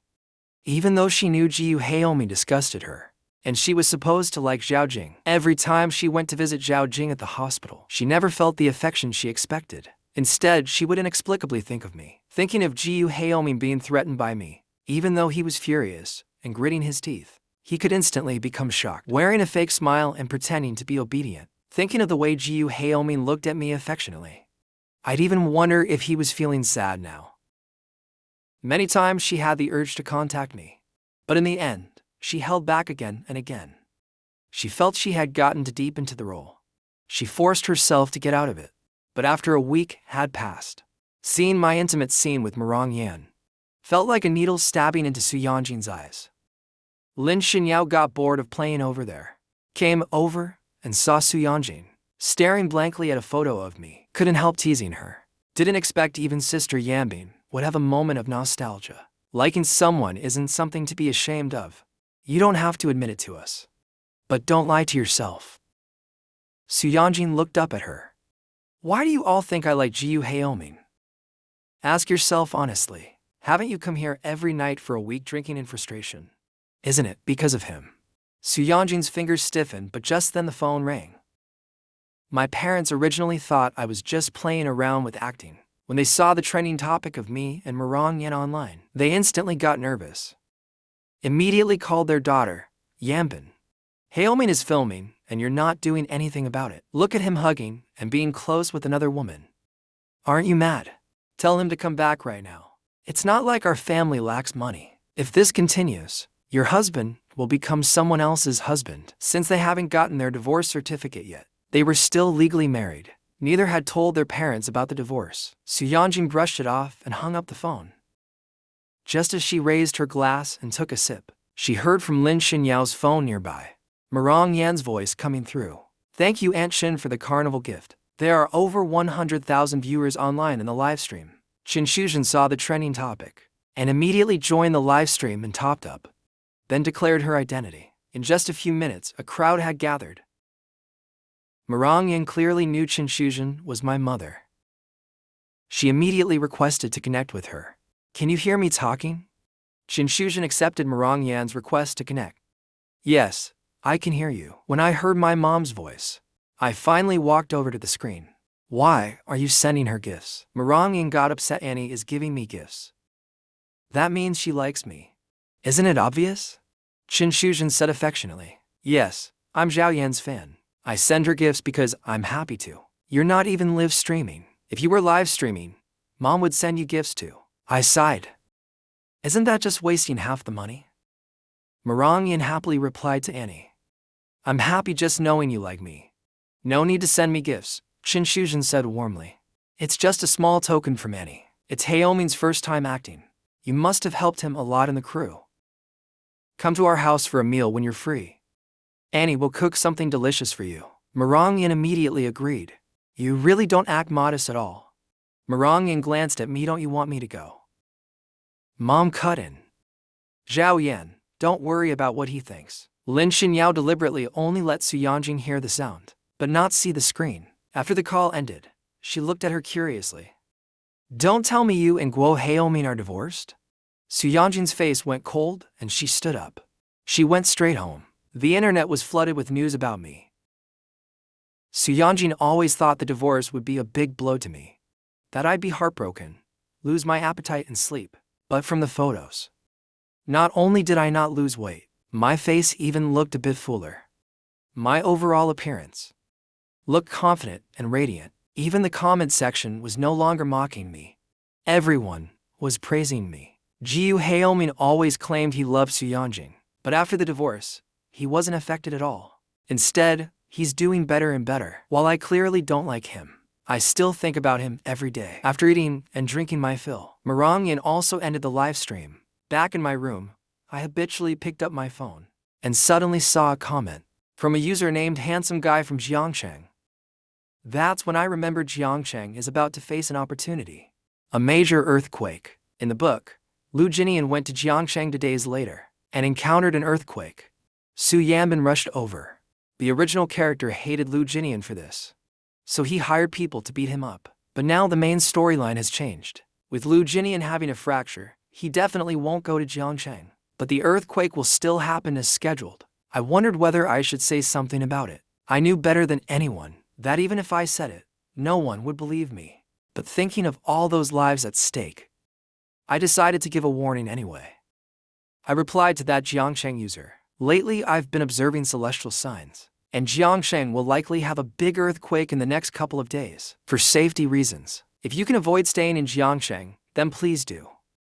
Then I privately messaged Jiangsheng's mainstream media, saying that there may be a major earthquake in Jiangsheng. After that, I put down my phone and went to sleep. When I woke up, it was already past 8 a.m. I turned on my phone and found that because of my reply last night, I was being cursed on the trending list. I thought people would at most treat it as a joke, but unexpectedly, they interpreted my good intentions as malicious.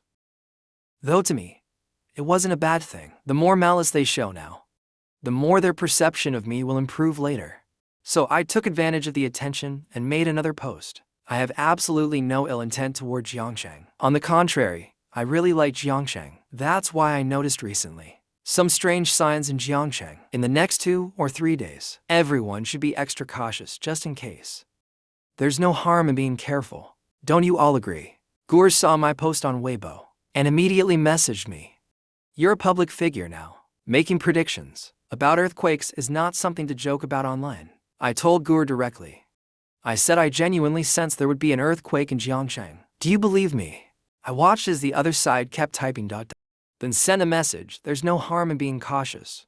Over the next couple of days, have our daily necessities company prepare a batch of relief supplies. I had 2 days off. Originally I planned to go home, but since I haven't received the divorce certificate yet, if I go home now and not to Su Yanbin's place, my parents will definitely notice something's off. I'm afraid something might go wrong with the divorce, so I decided to wait until I get the divorce certificate to tell them. But meanwhile, Mom and Dad went to the hospital for a regular checkup and ran into Su Yanbin. Su Yanbin was helping Lu Jinnian out of the hospital. Lu Jinnian's mother followed behind carrying luggage. They looked just like a family. Dad's face instantly changed in anger. He walked straight toward them. Mom looked at Su Yanbin helping Lu Jinnian. Her expression wasn't any better. My son is working hard filming out there, and you're at home taking care of another man. So this is how you're bullying my son behind our backs? Lu Jinnian immediately panicked and tried to explain Annie. It's not what you think. Chin Shujin thought of how her son insisted on acting, and instantly imagined it was because of Su Yanbin. That he liked this little celebrity and wanted to use acting to please her. Have you acted too much? Is that why you think it's normal to be entangled with married women? Like it's just everyday behavior? Lu Jinnian could only look at Su Yanbing's sister Yunduo. Let go of me. Don't let Uncle and Annie misunderstand. But Lu Jinnian had a fractured leg. He couldn't even stand properly. There's no way Su Yanbing would let go. She looked at the boy who once protected her and was now suffering because of her. Su Yanbing coldly looked at my parents. Qin Shuzhen looked at Lu Jinnian and said coldly, calling her sister Yunduo so affectionately. Lu Jinnian took a step forward and explained, please don't blame sister Yunduo. I'm the one who one-sidedly likes her. I want to be with her. I shamelessly clung to her. She only pitied me. She's never done anything to betray Jiu Haoming. Gur, who had just parted, stood in front of Su Yanbing with a cold smirk, looking at him. Since you're so good at being pitiful, why don't you take him home with you? Su Yanbing sneered and looked at Gur. Have you been waiting for me to get divorced? Gur retorted, not backing down. If I wasn't hoping for you and Haoming to divorce, am I supposed to support you cheating while married? Having both the bowl and the pot? Su Yanbing, either cut ties with him now, or divorce Haoming. Su Yanbing coldly smirked, not backing down. And who are you to make such demands of me? So, you've had a few extra meals at the Jiu family's table. You really think you're part of the Jiu family? Jiu Dongwo slapped Su Yanbing across the face, his face red with anger. Lu Jinnian immediately grew anxious, eyes reddening. Sister Yunduo, are you okay? Su Yanbing looked coldly at Jiu Dongwo, then supported Lu Jinnian and left. Sister Yunduo, I'm sorry. If it weren't for me, you wouldn't have been misunderstood. Su Yanbing looked at him darkly. Why did you have to say all that just now? Did I say something wrong? Lu Jinnian had just said he liked her, clung to her, and that Su Yanbing pitied him. Those words only made people misunderstand even more. Su Yanbing thought of what Lu Jinnian was like as a child. Didn't want to argue, just looked at him and stayed silent. Maybe she was just overthinking it. But why is it that when looking at Lu Jinnian, all she felt was irritation and frustration? She sent Lu Jinnian back to his place. His mother invited Su Yanbing to stay for dinner, but she used work as an excuse and left. Once inside the car, Su Yanbing opened our WeChat conversation. After the divorce procedures were done, she hadn't messaged me since. Her fingers hovered over the screen for a while. Su Yanbing finally acted and sent me a message. I want to see you now. I got a call from Qin Shuzhen saying Jiu Dongwo had been hospitalized. I was on my way back when I saw the message from Su Yanbing. I couldn't help but roll my eyes. Must have had a few bottles of alcohol. Sending the wrong messages again. Su Yanbing replied, I didn't send it wrong. Are you coming back or should I come to you? My eyelids twitched twice. We've already processed our divorce. We've torn each other's faces off. What's left to see? Our relationship is no longer one where we should meet. If there's something, just say it here. Su Yanbing didn't reply to my message again. I thought of how she had vanished for days and suddenly contacted me asking to meet. I had an uneasy feeling. In the hospital room, Qin Shuzhen was angry and worried. Su Yanbing went too far, cheating in front of us, and doing it so boldly. I really underestimated Lu Jinnian. Before, when Haoming bullied him, I thought he had been wronged. Never expected. He had always had his eyes on Su Yanbing. Gur kept messaging me on the side, trying to comfort me when Haoming isn't the same anymore. He no longer only has eyes for Su Yanbing. Now he has things he wants to pursue. His own life. Maybe divorcing someone who doesn't love him will actually be a good thing for him. That's when I found out Dad got sick from anger because of Su Yanbing. In the novel, he had a brain hemorrhage due to Su Yanbing's actions. I started to get worried. As soon as I entered the hospital, I rushed to the room and walked toward Jiu Dongwo lying on the bed. How did you suddenly get hospitalized? How are you? What did the doctor say? Jiu Dongwo looked at me. Qin Shuzhen also looked at me. Gur looked at me too, but no one said a word. I saw that Qin Shuzhen's eyes were red. I thought Jiu Dongwo must be seriously ill. So I stood up and said, if you won't say anything, I'll go ask the doctor. Seeing that I was worried, Jiu Dongwo spoke up. It's nothing serious, just a high blood pressure episode. I immediately laughed. High blood pressure? And Mom's that worried? How did you get so lucky to have Mom love you this much? Qin Shuzhen's eyes reddened more. Who said I was worried about him? I was worried about you. I've been eating and sleeping well every day. What is there to worry about? Seeing me smile so happily, Jinshuzhen felt even more heartache. She knew exactly how much her son had loved Su Yanbin all these years, better than anyone. And after all those trending topics showing their affection lately, when Su Yanbin treated him well, I changed completely. But now Su Yanbin even dares to openly get entangled with other men in front of them. Jinshuzhen asked cautiously, "How are things with you and Su Yanbin lately?" I looked at her, then at Jiu Dongwo. "Stop hiding it from me. I already know." On the way back, I made up my mind. Since she's gone that far, I don't plan to keep going with her there. Jinshuzhen hugged me with heartache hailming. Mom and Dad will always support your decision. If Su Yanbin doesn't know how to cherish you, then she doesn't deserve you. At the mention of Su Yanbin, Jiu Dongwo's chest filled with rage again. Want her, from today on. Cancel all cooperation with Su Group. I stepped forward and said, "Mom, Dad, don't worry. I've already thought it all through. There are so many things I want to do now. As for Su Yanbin, she's just a part of my youth, a phase where I had to hit a wall before I could turn back. She become part of the past." I comforted my parents, and Gur left to give the couple some space. Then we left together. Gur and I found a restaurant to have dinner. It was our first time eating alone together. I focused only on eating. Gur kept glancing at me now and then. Her eyes were filled with unspoken words. I'm not stupid. I had already told my parents I was divorcing Su Yanbin, which gave Gur, the devoted admirer, a bit of hope. But she's still incredibly respectful of boundaries, a man this affectionate and mature. If I didn't already know that Gur's feelings were always for the original me, the one who, despite all her mistakes, he still loved deeply. Even I might have been moved. Halfway through dinner, my phone rang. It was a message from Su Yanbin again. "I'm at the door of the private room right now. If you don't come out, I'm going in." I almost swore out loud, so my instinct was right after all. This woman really came looking for trouble. I made up an excuse about going to the restroom, opened the door, and saw Su Yanbin. I was surprised. Shouldn't you be happy and glowing, being with the one you love? Why do you look so worn out? Was taking care of Lu Jinnian too exhausting? I was a bit impatient. Say it. Why are you looking for me? Su Yanbin's expression shifted slightly, and she pulled me into a nearby private room. I looked at her impatiently. What?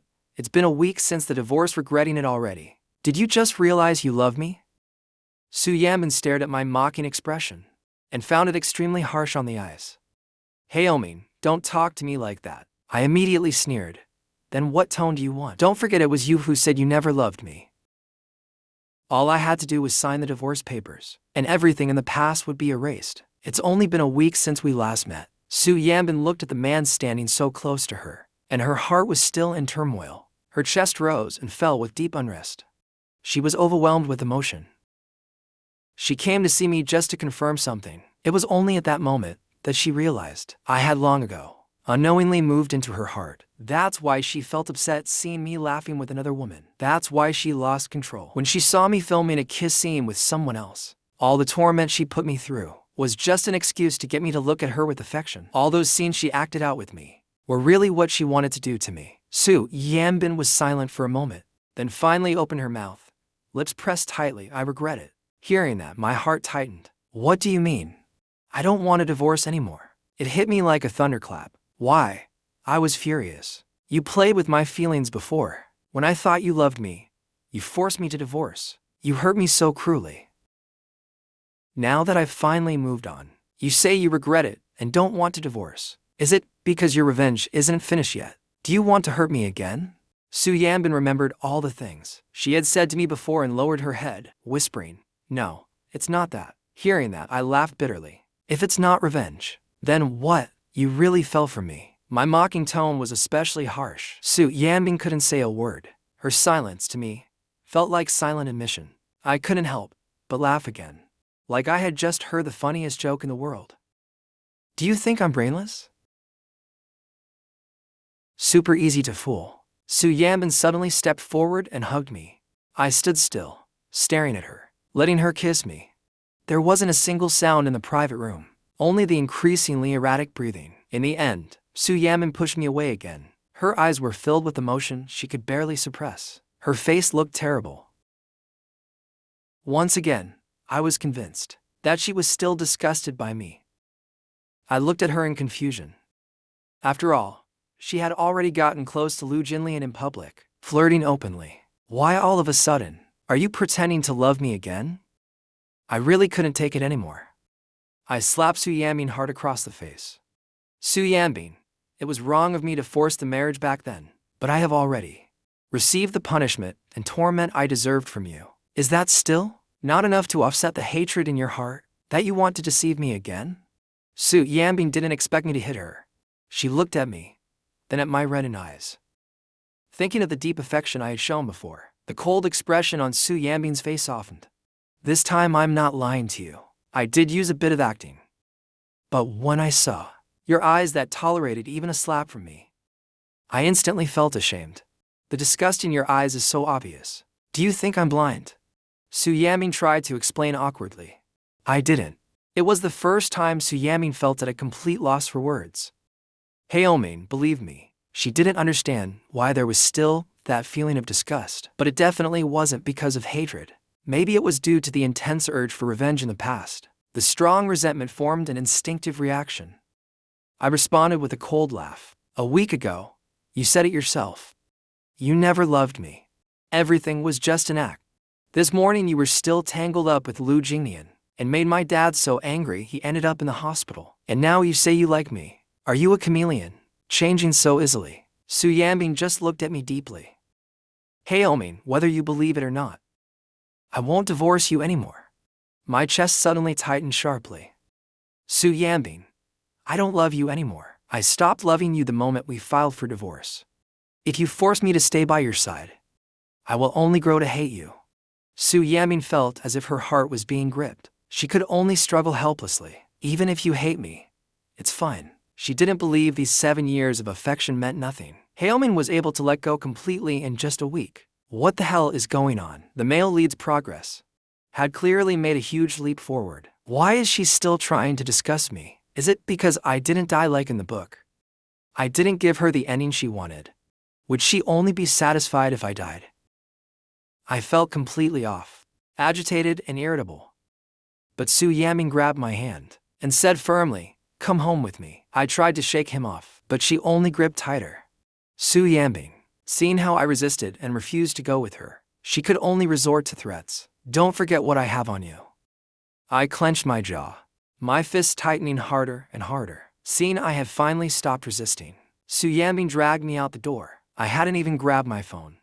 Only then did Su Yanbing stop at the door of the private room. Wait here, she said. I'll go in and get it for you. I immediately refused. I'll go get it myself. But Su Yanbing insisted. Either I go, or we go together. We just talked about divorce, and now she's dragging me along again. I could already imagine how Orphan would feel, seeing us appear together. How sad she must be. I clenched my teeth. Fine, you go. Su Yanbing pushed open the door to the private room, and immediately saw her. Her face instantly turned cold. What are you doing here? Su Yanbing explained calmly. I came to get something for Haoming. Orphan stood up immediately. This morning you were pitying another man, and now you're trying to win favor again? Even a master of time management isn't as skilled as you. Su Yanbing looked at her, composed and sharp. Two equally stunning women, with perfect figures. When their eyes met, it was like love rivals about to clash. Su Yanbing saw through Orphan. With a calm face, she said, "You want me to get divorced? Too bad I have no intention of divorcing Haoming." Orphan clenched her fingers tightly, unable to bear it anymore. Su Yanbing, if you really had guts, you wouldn't be threatening him. Su Yanbing retorted, if you really had guts, why didn't you marry Haoming? These past 2 years, seeing me get tormented by Su Yanbing until I wasn't myself anymore. She regretted it every single moment. Those words hit a nerve. Orphan immediately lunged forward and started struggling with Su Yanbing. I pushed open the private room door and saw the two of them fighting as I walked in. I picked up my phone and glanced towards Su Yanbing. Only then did Su Yanbing let go. Right in front of Orphan, she grabbed my hand and looked at her, then turned and walked out. For the first time, Orphan lost control, watching us leave. Sitting in the car, I sent Orphan a message. I know you're worried about me. I'm fine. Next time, don't argue with her. Don't lower yourself to her level. If you have the energy, you might as well think about how to bring her down faster. After seeing the message, the haze in Orphan's eyes slowly lifted. Clarity returned to her gaze. This time, she was certain I no longer loved Su Yanbing. It was really because of the threat that I couldn't divorce her. So there was no need to hold back anymore. She picked up her phone and called her assistant. From now on, do not renew any expiring contracts with the Su Group. Switch to the partners I selected earlier. And the few men I asked you to investigate. How's that going? How many of them signed the agreements? The assistant replied, 2 men haven't been located yet. The rest have all signed. She moved her fingers slightly. I'll send you a few photos later. By one of the top 3 trending spots.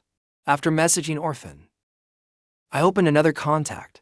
How's the investigation going on? What I asked for. Ever since I was threatened, I started digging into Su Yanbing. Back then, I accidentally stumbled upon a website online. The advertisements were bold and arrogant, claiming they could do anything. As long as the money was right, there was nothing they couldn't solve. I contacted them immediately. They told me the more money I paid, the faster I'd get what I wanted, so I sent 500,000 at once. Then I added the contact of this person. After that, I kept waiting for news. But half a month passed, and I heard nothing. I started to think I had been scammed. But soon after, the person finally messaged me back. You're the least proactive client I've ever met. I almost threw your stuff away as trash. He eagerly opened the file. From Su Yanbing being abducted at age 5 to returning home at age 15. All the hardship she experienced in between. This guy had found it all. Stuff I hadn't even read in the book.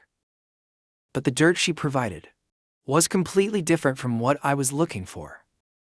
It couldn't threaten Su Yanbing at all. What did he send me? Photos of her being beaten to the ground as a child. Photos of her yelling at and firing employees after becoming CEO. Paparazzi shots of her with Jinnian, and the most were of me chasing after Su Yanbing. In short, I turned out to be Su Yanbing's biggest scandal. With mixed feelings, I replied to her. This isn't the kind of dirt I wanted. She responded, that's all the dirt I have on him right now. But if you want other types of dirt, we can help create it too. I suddenly became interested. You can create any kind of scandal, of course, as long as the money is there. I cautiously asked, what about criminal accusations? Can you fabricate those too? This time, she paused for a few seconds. If you want criminal accusations, why not just have her killed? There's currently a discount 20% off. I sighed and said, just keep monitoring her. If there's any new dirt, send it to me immediately. Stop waiting for me to ask for Su Yanbing. But the female lead has plot armor. She's not that easy to kill. If I hire someone to kill her, and she doesn't die, then I'm the one who'll end up dead. While driving, Su Yanbing kept glancing at me.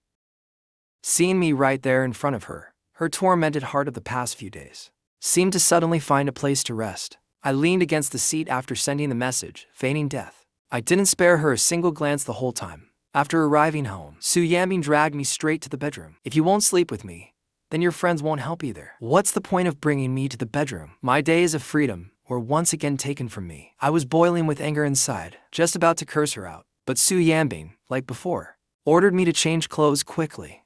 We're going out later. I was confused where to. Su Yanbing looked at me coldly. Is your dad okay? My heart immediately tensed up again. If you hadn't shown up in front of him, he would have been fine. Just then, Su Yanbing's phone rang. She answered the call. She dropped me off at the hospital entrance and went to the office. While handling a stack of documents, her assistant rushed in. President Su, bad news. Su Yanbing looked up. The assistant handed her a phone with something pulled up. The trending topic headline was, Su Yanbing caught cheating with Jinnian. The post included photos at the hospital entrance, showing Su Yanbing and Jinnian together. Within just 5 minutes of posting, it had already reached second place on the trending list. Even marketing accounts usually don't dare write headlines like this. In the past, both the Su and Jiu families wouldn't allow it either. No one dared write like this. But now it was hanging at the second spot on trending, without hesitation. Su Yanbing immediately made calls to get it taken down. 10 minutes later, the trending post was pushed down. The assistant answered another call. Meanwhile, someone emotionless walked into Orphan's office. President Jiu, the trending post has been suppressed. They said someone offered a higher price. Jiu put down the pen in her hand. Then offer an even higher price. Buy it back. Find a way to boost the heat as fast as possible. 5 minutes later. The assistant rushed into the CEO's office again. President Su, the trending post is back online. I heard the other party offered more again. Su Yanbing's face turned cold, then spend more than they did. Suppress it. The assistant glanced at her. President Su. I think just suppressing it with money won't work this time. We need to find Sir. Su Yanbing finally looked at her seriously. The assistant explained. This trending post clearly looks like it was bought by the Jiu family. They're trying to get revenge for Sir. Sir loves you so much, and you didn't actually cheat. Just explain it to her. With just one word from her, this will be over. Su Yanbing thought about how I treated her today. She spoke again. Suppress it with money first. Don't give them another chance to bring it up. The assistant immediately went to handle it, but Lu Jinnian was trending hot recently. His fans and marketing accounts were paying close attention to him. Even if the post didn't stay on the trending list for long, many people had already noticed it. They all took screenshots and saved them. On top of that, the site had hired a ton of fake commenters to post sensitive marketing accounts. Immediately sensed the smell of a relationship breakdown between the Jiu and Su families. Those who didn't dare write before now all jumped out to join the trending conversation. Lu Jinnian also saw it. In the past on trending topics, he and Su Yanbing had never had any scandal together. Lu Jinnian realized this must be the Jiu family attacking Su Yanbing. It looks like Su Yanbing really turned against them for his own sake. He was secretly pleased. His agent called, and he immediately called Su Yanbing. Sister Yun Duo. My agent just called. That's how I found out about the trending post. I'm sorry, I didn't expect this would cause you so much trouble. What should we do now? I'll handle this. You just focus on recovering at home. As soon as Su Yanbing ended the call, she remembered Sumu had also seen the trending post and was calling her, questioning her about the trending scandal. Once her phone finally went silent, she registered a Weibo account and made the first post of her life. Lu Jinnian once saved my life. My care for him has always been like that for a younger brother. As for crossing the line, I've only ever done that with Jiu Haoming, and will only ever do so with him. Right after Su Yanbing posted that, Lu Jinnian's studio quickly followed up with a clarification post. Lu Jinnian had been refreshing Weibo nonstop and noticed Su Yanbing's post the moment it went up. Seeing that, Su Yanbing had placed him in the role of a younger brother, and even publicly showed affection to someone else. He was instantly devastated. In the novel, it clearly said that the man in his heart was the young lady. So, why, after replacing the lady, was he only acknowledged as a younger brother? Lu Jinnian stared at his phone, his eyes bloodshot. Meanwhile, in the hospital room, my dad's high blood pressure had stabilized, and after a nap, he was discharged and taken home. I stayed with my parents the whole time. It wasn't until I returned to the Jiu family home that I took out my phone. I was stunned to see the trending post. Curious, I couldn't help but tap on it. After reading it, I was utterly speechless. A heart that stayed cold for 7 years. How long has it been? And now everyone believes that Su Yanbing is madly in love with me. As expected, when bad people do one good thing, the public looks at them in a new light and forgets all the wrongs they did before. Su Yanbing messaged me. Did you see my Weibo post? If you did, leave a comment or something. Since Su Yanbing made the first move, I had no choice but to respond eventually. So I said nothing, just did exactly what she wanted. I can forgive you, but tonight you better serve me well when you get home. In the comment section, netizens were all saying I was getting cocky again. I just knew people love a good drama. I didn't expect netizens to be so helpful. Seeing Su Yanbing being roasted over the flames, I was very satisfied.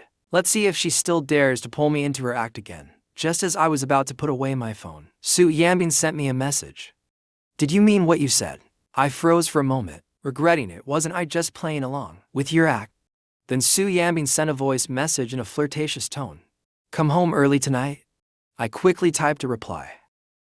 My parents won't let me go home.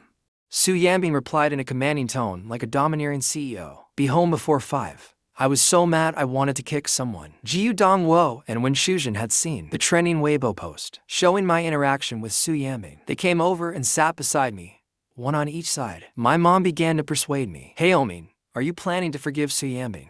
My dad added, there are millions of women in the world. What's so great about her? Once you divorce, Dad will arrange it. I'll set up blind dates with rich daughters from all over the city. We'll find one every day until we find someone better than her. My eyes lit up. Dad.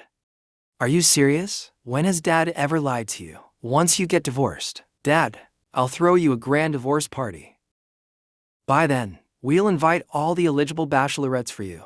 You can choose whichever one you like. In my heart, I was both thrilled and anxious. With such a great opportunity, not being able to get divorced really is frustrating. Dad, when I do get divorced, you better keep your word. But for now, I plan to give her one more chance. After I said that, I fell into deep thought again. The Jiu family no longer needs to give the Su family any resources or privileges. We'll treat them exactly as they deserve.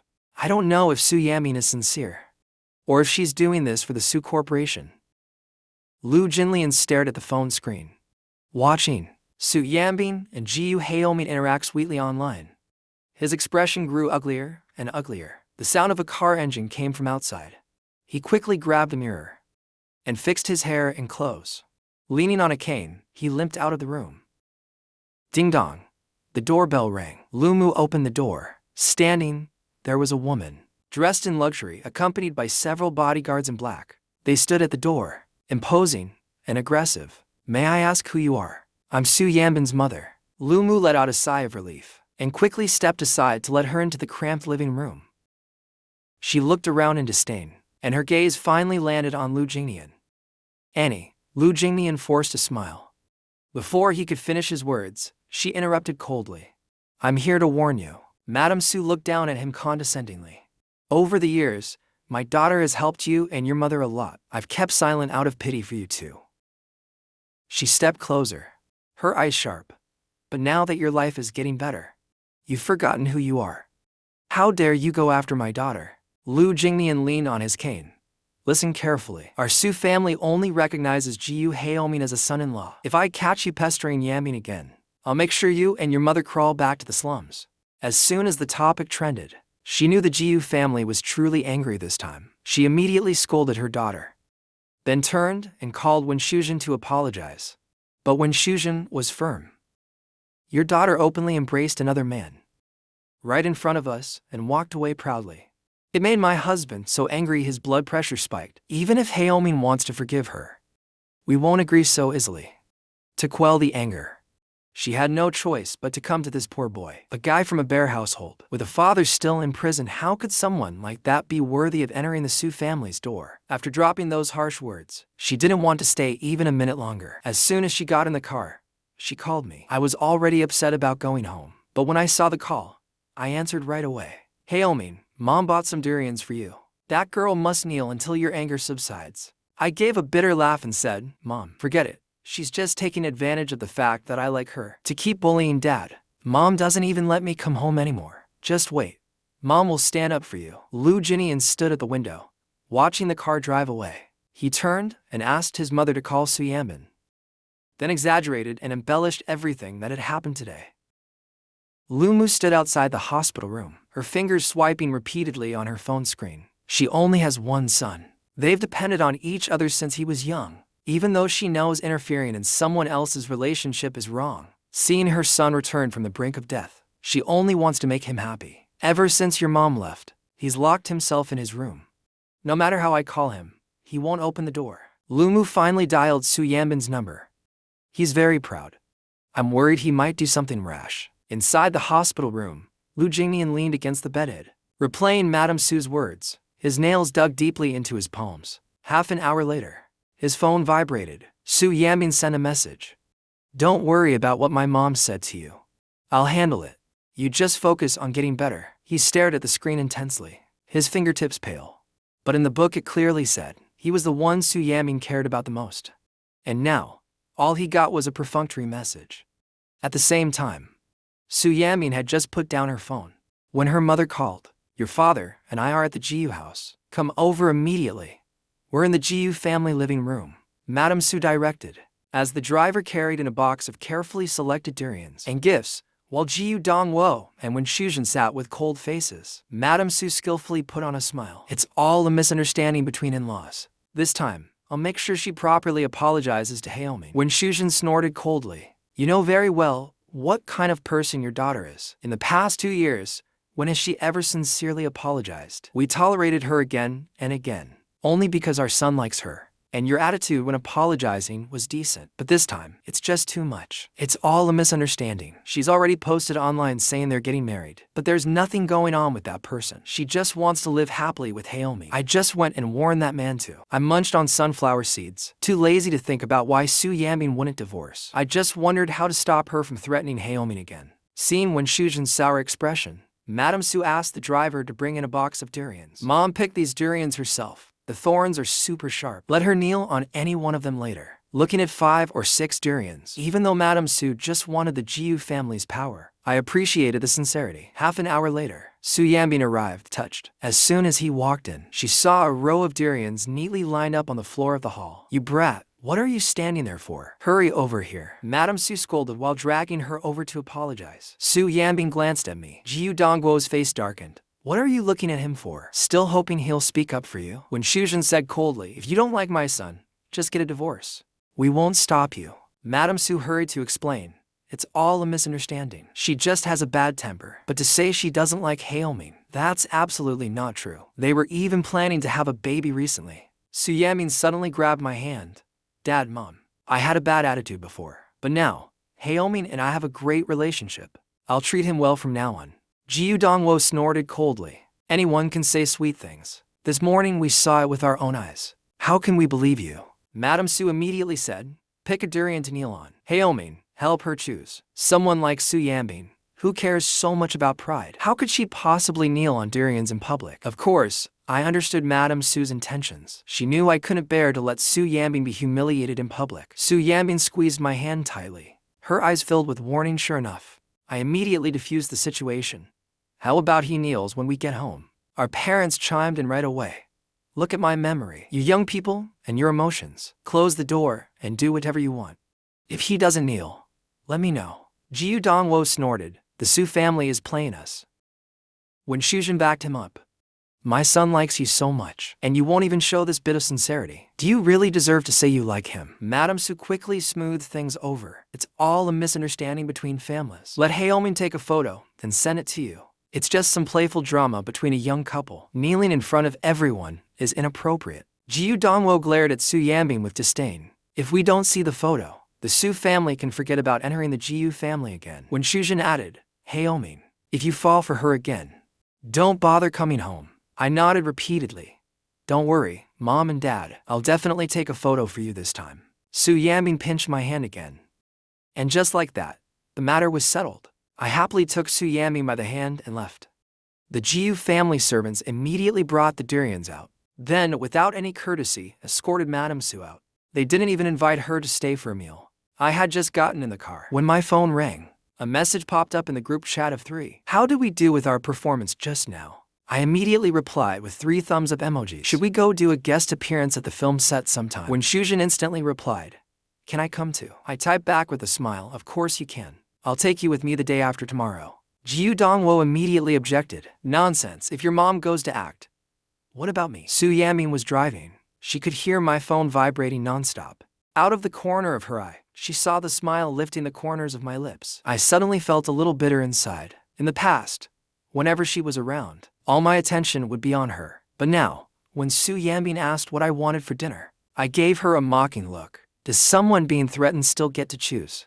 While waiting at a red light, Su Yanbin turned and looked at me deeply. All you feel is being threatened? I kept a cold, emotionless face. The honking from the car behind cut the conversation short. At the supermarket, she insisted on dragging me to buy groceries and pretend to be loving. I really couldn't take it. Can't we just eat out? Su Yanbin gently said. Didn't you say before that you wanted to eat food I cooked? I was stunned for a moment, remembering the days I was forced to cook. Out of revenge, I purposely picked complicated dishes, like spicy crayfish and boiled fish. Braised pork. When she saw me finally smile, Su Yanbin's mood lifted. She suddenly leaned over and kissed me. I was stunned on the spot, completely lost the mood to pick out groceries. Back at home, I had just tried to sneak back to my room when she called out, Where are you going? Come help me. I forced a smile through clenched teeth. Can I say no? Su Yanbin flatly rejected no. I resisted the urge to curse out loud. Reluctantly, I followed her into the kitchen. Wash the vegetables for me. Pass me a plate. Tie on the apron. Get the soy sauce, light soy sauce, and Sichuan peppercorns. I finally got it. Su Yanbing was clearly doing this to keep me busy, just as I took out my phone to scroll a bit. She kept bossing me around nonstop. Even though the condiments were right next to her, she insisted I pass them. There was no way I was getting anything done on my phone. I couldn't take it anymore and put my phone down. Might as well just stand by and hand her ingredients. Su Yanbing glanced at me sideways, finally quieted down. For a moment, I actually thought she was trying to get my attention on purpose. But just as that hopelessly romantic thought popped up, I immediately shut it down. After dinner, I hid back in my room. It used to be my room alone, but now Su Yanbing had forcibly taken over half of it. Her clothes were stuffed into the wardrobe. After showering, I could finally scroll on my phone in peace. But then I saw the top trending search hashtag. Hashtag waiting for Shinjuntre. The comments under the hashtag were exploding. Isn't it late already? Has Su Yanbing knelt yet?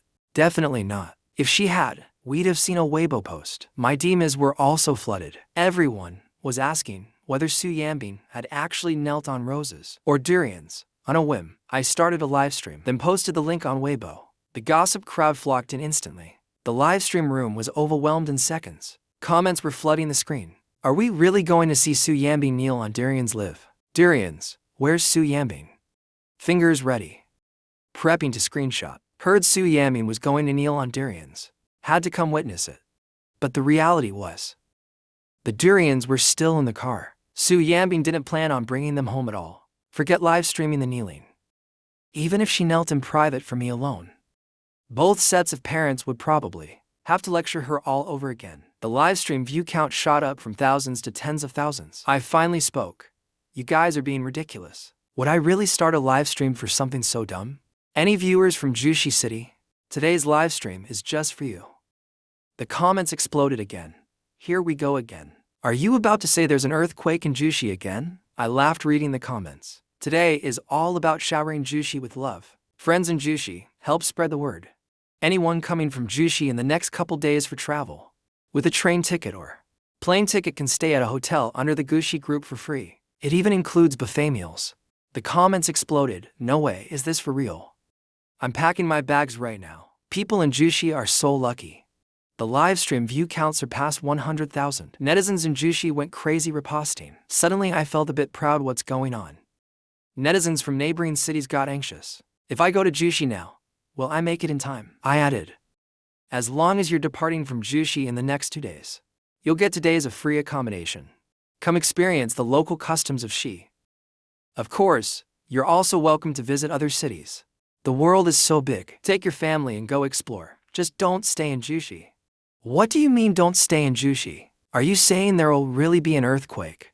What the heck? I used the free perks to lure Jushi residents out. This level of sincerity doesn't seem like a joke. Could it be she really can predict earthquakes? Residents of Jushi completely changed their attitude, from skepticism to nervousness. I couldn't say anything too definitive. I just said I noticed signs of an earthquake and wanted to remind everyone to prepare. If nothing happens, great. But if it does, this might be a life-saving chance. Jiu Dongwo suddenly entered the live stream. Luxury gift effects filled the screen. She then sent a message. The hotels are already arranged. Check our official account for details. Friends from Jushi are welcome to come travel in Shi. I hadn't even contacted her. She already had everything sorted out. I immediately pinned that message to the top. Just then, Marangyan also joined. She just spammed gifts and left a message. Anyone who comes to Jushi will get a signed photo from me. Fans instantly went wild. I want one. But then something unexpected happened. Su Yanbing came through the door carrying a box of durians. I was live streaming by the window. Just as I got up to grab water, the camera happened to catch the doorway. Millions of viewers witnessed the scene live. The comments exploded. Oh my god, she carried the durians herself. So many durians, and she carried them herself to kneel. Jiu Haoming's status at home must be sky high. The iconic scene of the billionaire CEO kneeling on durians. I had just finished drinking water, turned around, and saw Su Yanbing walking in with a box of durians. I was so shocked I almost spat out my water. What are you doing? I quickly took another sip to calm myself. Su Yanbing looked at me coldly. Didn't you say you wanted to see someone do a headstand and eat shit? Hearing the word shit come out of her mouth, this time I really spat my water out. I looked up and saw her pull out a durian. Will this do? Su Yanbing was clearly offering herself up. I wiped my mouth and came to my senses, then remembered we were live. She was already kneeling on the durian, happy now, thinking about how the whole internet was watching her kneel on durians. I tried to hold back my laughter, my lips twitching. The comments section exploded, a full-on public embarrassment scene. I held back my laughter and stayed silent. Su Yanbing kept a straight face and told me to keep kneeling. I innocently pointed at my phone. I'm live streaming. Su Yanbing looks at her phone. Her expression gradually darkens. She gets up and turns off the live stream. The comment section explodes. When Shujin finally feels vindicated, Lu Jinlian watches the live stream on his alt account, furiously throws his phone. He actually fell in love with her. But in the book, he clearly didn't love her, and he died tragically too. Why is the class group chat exploding now? Messages keep coming in, 99 plus notifications with fire emojis and swords. The cold school beauty Su Yanbing actually knelt on durians for Jiu Haoming in public. She used to never even spare Jiu Haoming a glance. Now she must be possessed. Everyone in the group chat is talking. Jiu Haoming also seems like a changed person. Used to be completely selfish. Now he's even helping strangers for free. But soon someone threw cold water on it. He's still brainless. This time, he's going to get into big trouble. The whole company will have to clean up his mess. At that moment, in a luxury suite, Su Yanbing blocks me at the table. I force a smile and pretend to be innocent, but it's not my fault. How was I supposed to know you'd actually kneel? She stares at me intensely. Her chest heaves with rage. The shame of kneeling on durians in a live stream leaves her humiliated and furious. But seeing how smug I look, she suddenly can't bring herself to explode. Her stare gives me the chills. Blame yourself for kneeling too quickly.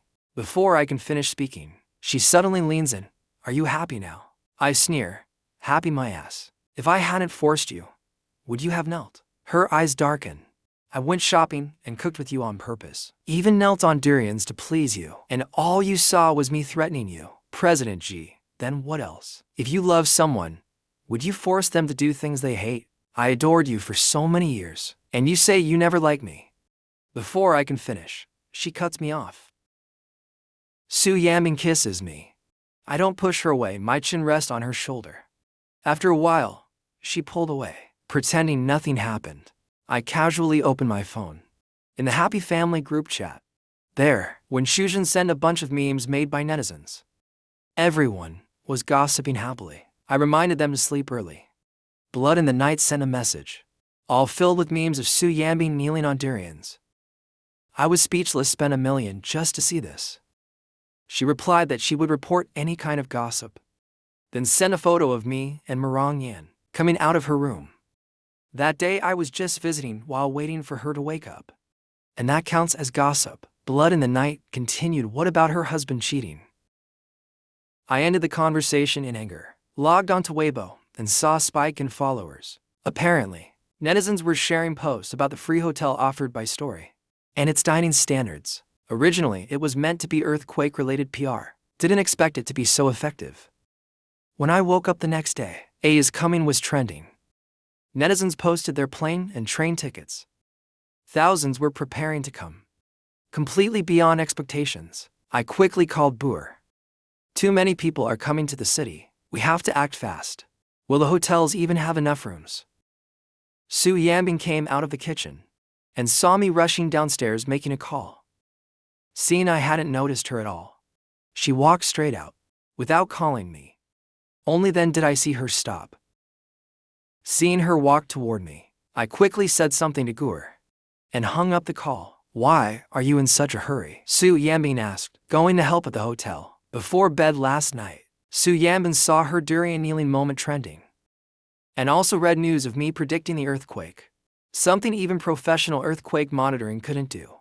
Yet I somehow predicted it. She thought it was absurd. But Gur and Marong Yan were both up and even joined in my free welfare campaign. Now even I have to go help in person. Su Yanbing didn't say much. She pulled me to the dining room to eat first. After eating, I'll take you there. I sent a message to Gur.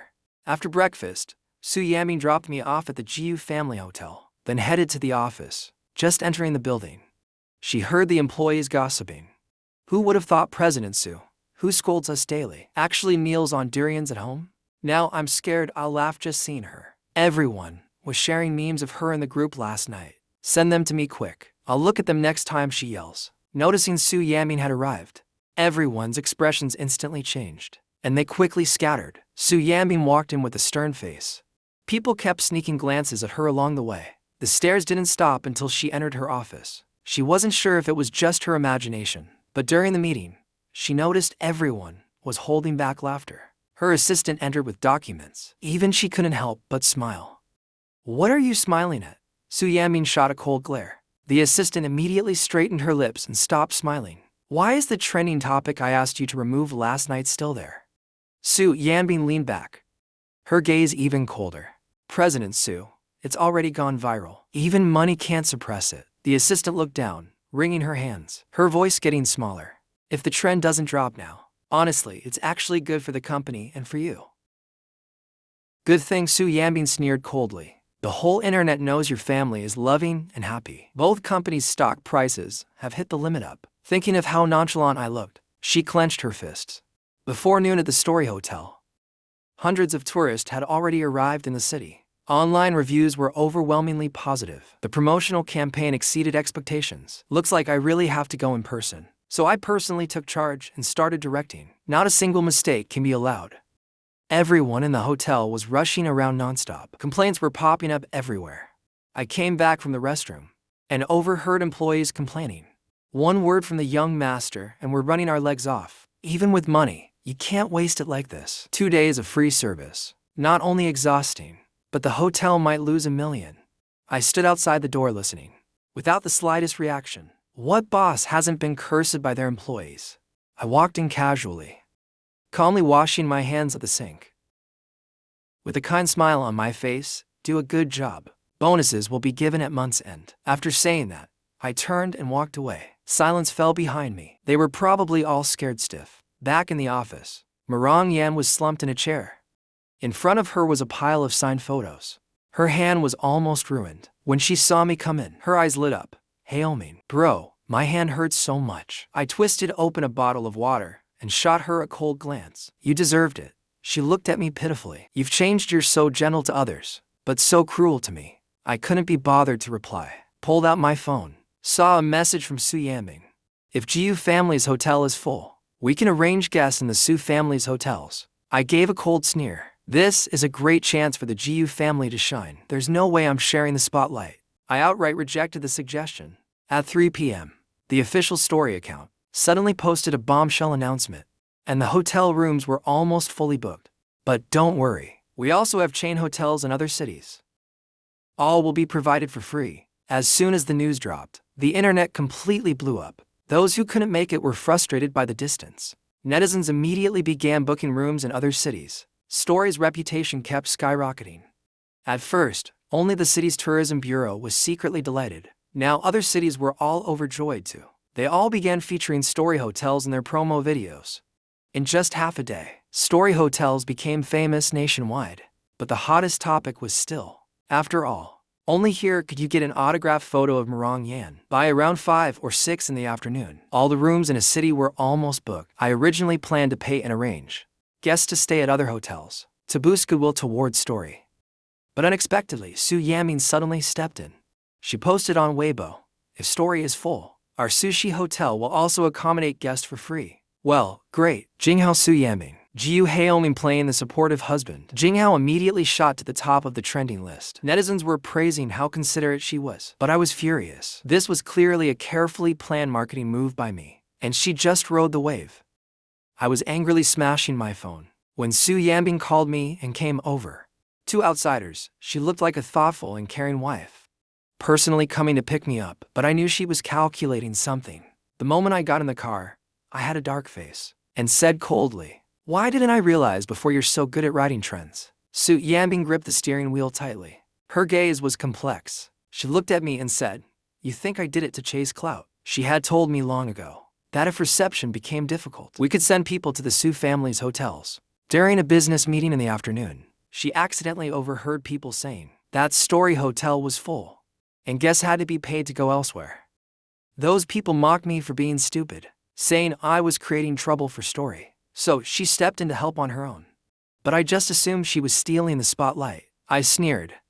What else would it be? Su Yanbing's eyes were burning into me, as if she wanted to see right through me. That gaze was too overpowering. It made me feel like I was the heartless one. I let out a cold laugh and turned to look out the window. Su Yanbin's throat moved slightly. Whatever she wanted to say was swallowed back under my attitude. When we got home, I got out of the car and left, completely ignoring her like she was air. Suddenly, she called out to me. I put away my phone and turned to look at her. Under the setting sun, she stood there and said, in a tone that allowed no refusal, "Come here." I casually walked over. "What?" Trying to threaten me again. "You said you'd listen to me." Our eyes met. My words were like knives stabbing into her heart. "Kiss me," Su Yamin suddenly said. I couldn't understand why this woman insisted on self-torture. Since she wanted it, of course I'd oblige. Just as our lips met, she pulled away, like she'd been doused with cold water. "Su Yanbin, if you can't handle it, don't provoke me." She looked at me, breath ragged. Seeing my clenched jaw, a trace of amusement actually flickered in her eyes. "Didn't you say you didn't love me anymore?" I rolled my eyes. "I'm a normal person. I have normal needs. You know, I've been single for so many years. Even club girls make me emotional, let alone someone as decent looking as you." After saying that, I turned and went upstairs, not wanting to stay even a second longer. Back in my room, I immediately messaged Gur. "How's the video situation coming along?" Gur replied quickly. Aside from Jinnian, there were still 2 others unaccounted for. They'd already increased manpower. Just 2 more, and I'll finally be free of danger. I suddenly felt a lot more relaxed. When I went to bed that night, Su Yanbin leaned over to kiss me again. I couldn't take it anymore. "Su Yanbin, if you're not letting me sleep, then stop teasing me." She didn't care at all. She kept biting my lips. "I want to tease you." I really couldn't stand this feeling of arousal without satisfaction. Su Yanbin used half threats, half coaxing me to comply. "From now on, you can do whatever you want." The meaning was clear. Obedience meant freedom. Disobedience meant continued control. I gritted my teeth and took the initiative instead, thinking I could disgust her and end this sooner. But unexpectedly, the kiss turned intense and overwhelming. In a daze, I actually felt like she truly loved me. Just as I was about to move further, Su Yanbin suddenly pushed me away and turned into the bathroom. I lay on the bed, listening to the water, trying to calm down. Then she came back, pulled me again. I started wondering if she was testing the limits of human endurance. She stopped when I was too grossed out, then started again, completely ignoring how I felt. I was nearly driven insane, with only one thought in mind. I really wanted to try 7 times in one night. That night, I had a sex dream. I dreamed of torturing Su Yanbin until she knelt and begged for mercy. The more she feared me, the more excited I got, just as I was enjoying the revenge. A wave of heat surprised me. I opened my eyes to meet Su Yanbin's burning gaze. She had been awake for a while, staring at me the whole time. Su Yanbin pulled me into another round all night. She only let me go when the sun came up. Dragging my exhausted body, I got out of bed, checked my phone. The whole internet was flooded with 2 pieces of news. There really had been a trigger earthquake. Jiu Haomin was hailed as the Flame Emperor, the official emergency account reported. Story Group had donated 20 million worth of supplies to the disaster zone. Emergency experts collectively fell silent. The whole internet owed Jiu Haomin an apology. The emergency comment section exploded. My Weibo also blew up. Fans increased by over 1 million, with 999 private messages. Even a government official said in an interview, "Thanks to President Gu's warning, this time the casualties were greatly reduced compared to previous incidents." The praise escalated. They even named me the city's image ambassador. In the CEO's office at Su Corporation, Su Yanbin stared at the earthquake coverage on the news. Her fingers clenched unconsciously. She remembered how confident that man was in predicting the quake, as if she had known all along it would happen. Her gaze darkened. Suddenly, her phone rang. It was Lu Mu's anxious voice. "Yanbin, can you come talk to Jinnian? Ever since your mom visited, he's locked himself in his room. He hasn't eaten properly in 2 days." Half an hour later, at the Lu family villa, Su Yanbin stood outside Lu Jinnian's room. She gently knocked on the door. "Jinnian, it's me," she said, pushing the door open. Lu Jinnian was curled up at the head of the bed, tear streaks visible on his pale face. His small figure under the blanket made him look painfully fragile. "You shouldn't have come. If your mom finds out," he choked up, unable to finish. Su Yanbin handed him a tissue and calmly said, "Don't worry, I've already talked to my mom. looking at the man who once haunted her dreams and stayed in her heart. She surprisingly felt a hint of release. Last night's test had made everything clear. Those so-called feelings were nothing but youthful illusions. Yanbing, Lu Jinnian suddenly looked up. Have you noticed Jiu Haomin has changed? The way he predicted the earthquake. It's like he already knew what would happen. Su Yanbing's eyes flickered. Of course she had noticed. That man she used to loathe now made her unconsciously want to get closer. Lu Jinnian clenched his fists, a glint of unwillingness in his eyes. Why can Jiu Haomin foresee the future, while what I see are just blurry fragments of life? Why is that man able to change fate so easily? Even Su Yanbin is starting to change his opinion of him. Su Yanbin looks at Lu Jinnian, still remembering the bond from their childhood, unwilling to think badly of him. He won't trouble you again. But don't you find it strange? Lu Jinnian noticed Su Yanbin's expression change. Unwilling to give up, he continued, even if a person changes, they can't suddenly become omnipotent. I'm worried you're being deceived. What if someone is impersonating Jiu Haomin to stay close to you, with ill intentions? I had no idea I was being labeled as a fake, an imposter. After scrolling on my phone, I felt hungry. I got up and went home to eat. The vibe in the Rich Wives group suddenly changed. Yesterday, they were mocking the Jiu family for having a dumb son behind their backs. Those socialite ladies who stirred up trouble daily, all turned into flatterers today. When Shuzhen really became the center of attention. Shuzhen, your son is amazing. He's being praised all over the internet. Even the city leaders are commending him by name. He's bringing honor to your family. When should we schedule afternoon tea? Since hearing the recording, when Shuzhen had no interest in talking to them. When she saw me return, she directly declined. I'm spending the afternoon with my son, and I'll bring Haomin along. We've all become his fans. By the way, could Marongyan help get an autographed photo for my grandson? Forget it. When Shuzhen firmly refused, he doesn't like being around strangers. After saying that, she decisively put down her phone. I saw her grinning from ear to ear. What's making you so happy? When Shuzhen pulled me to sit down, speaking animatedly. You have no idea what hypocrites those people are. Her every word was filled with pride. Even on Gudong's side, I've gained face because of this. That local thug we couldn't negotiate with before. He came to us on his own initiative. He even praised me to the skies. Jiu Dongwo was so happy that he transferred 20 million yuan of pocket money to me. Seeing that huge amount in my bank account, I felt an overwhelming sense of security. Looks like the Jiu family signed another big deal today. No one expected that once the earthquake news broke, my image and popularity skyrocketed. The first batch of relief supplies sent by Gushi, and the 30% discount for travelers in Jushi City. Won praise from netizens nationwide. Gushi's livestream suddenly exploded in popularity. Many people have supported Gushi for years, saying it's really affordable and practical. The streamers went all in before the product was fully introduced. Orders were already surging like crazy. Add 500 more orders to Link No. 5. Why is Link No. 3 out of stock? Cosmetics are sold out. One-day sales broke to 100 million. A record-breaking livestream miracle. Now I'm truly famous in the business world. Business owners everywhere are asking if the young master of the Jiu family is taking over. Looking at the trending topics and soaring stocks, I had mixed feelings. This move seemed to overshadow HEIRESS's spotlight, and I even bought their stocks, hoping for a promotion. While petting the cat and thinking of a plan, my phone suddenly rang. It was a message from Dark Knight Sees Blood. I opened it. Photos of Siaming partying wildly at a club.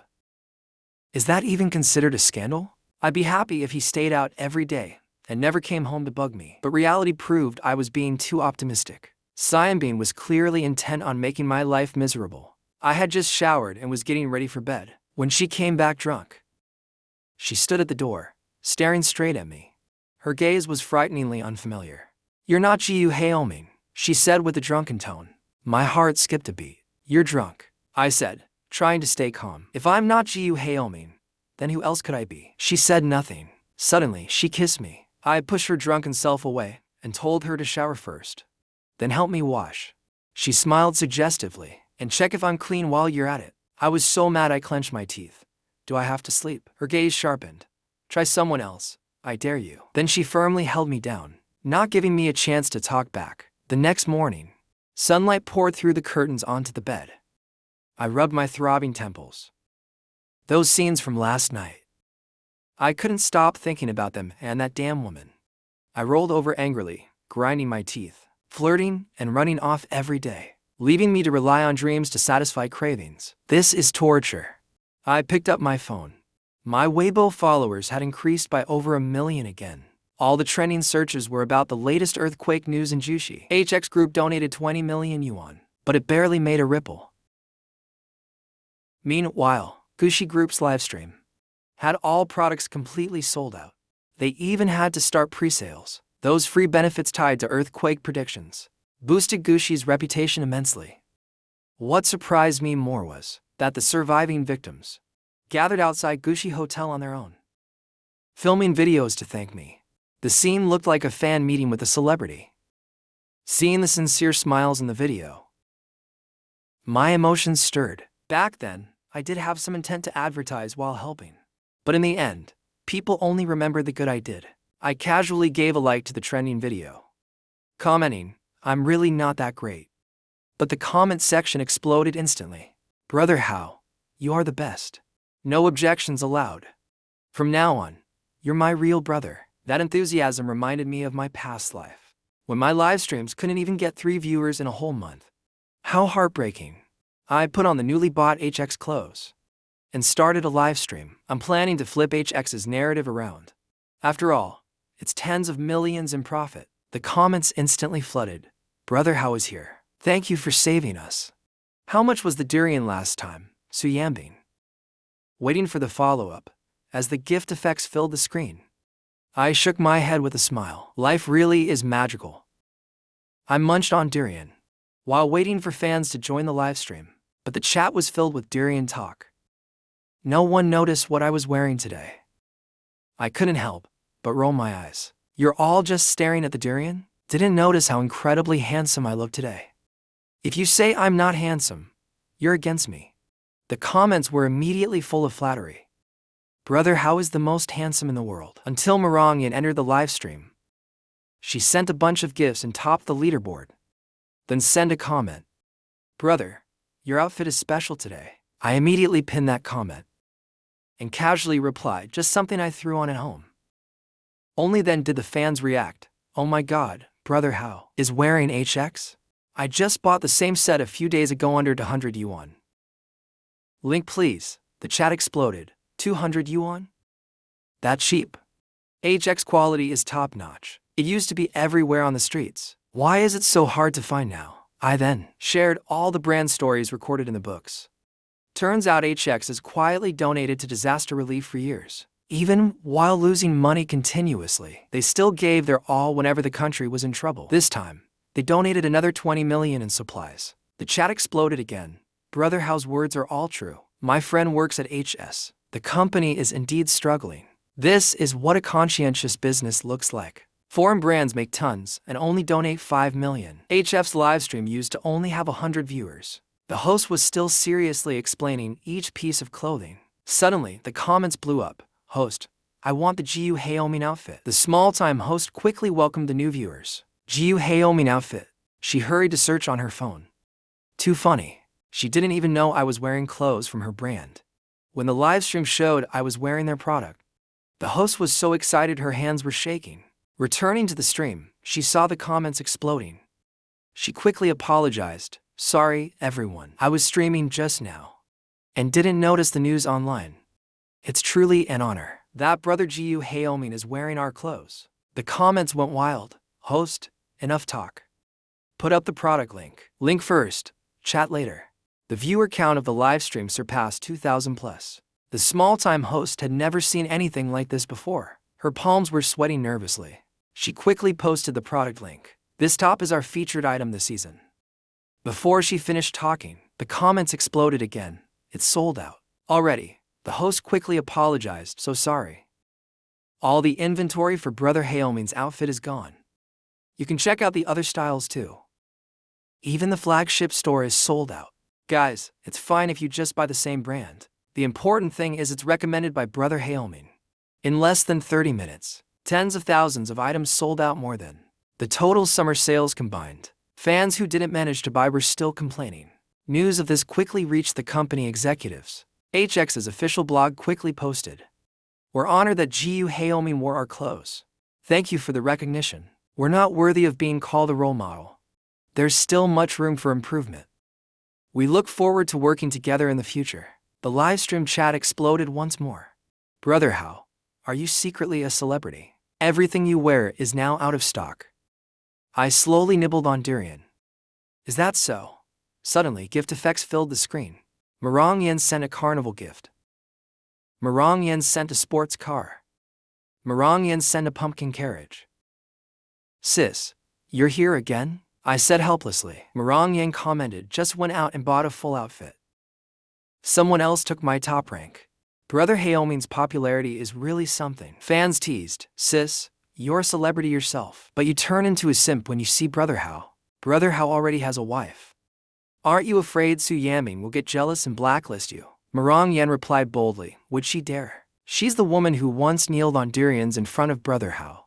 Brother How protects her, he's afraid of her. Meanwhile, in the president's office of Su Group, Su Yanbin finished going through the documents and picked up her phone, seeing the trending news. She clicked into the live stream just in time to see Marong Yen's provocation.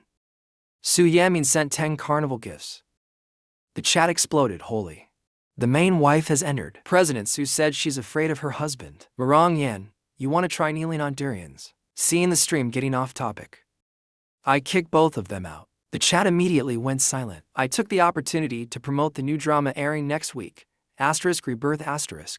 Just a little plug. Then I ended the stream. I checked the stock market. HX hit the upper limit. Only then did I put my phone away, feeling at ease.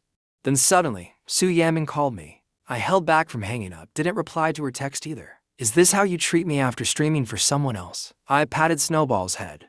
You didn't follow through with what you said last night, I'm not pleased. On the other end, there was a brief silence. Then came her low voice. Then tonight, I'll take the initiative. I hung up on her right away. This female lead's character is falling apart. She couldn't even say romantic lines as an assistant, and now she's actually trying to flirt. At that moment, Luo Tian, you sent a location class reunion tonight. You must come. I replied, I'm busy. She tried to provoke me. Now that you're a big influencer, you look down on old friends. Even Lu Jinlian agreed to come despite a broken leg. What could possibly be keeping you? Lu Jinlian successfully piqued my interest. That evening, the private room door opened. Everyone's eyes turned toward me though. Wow.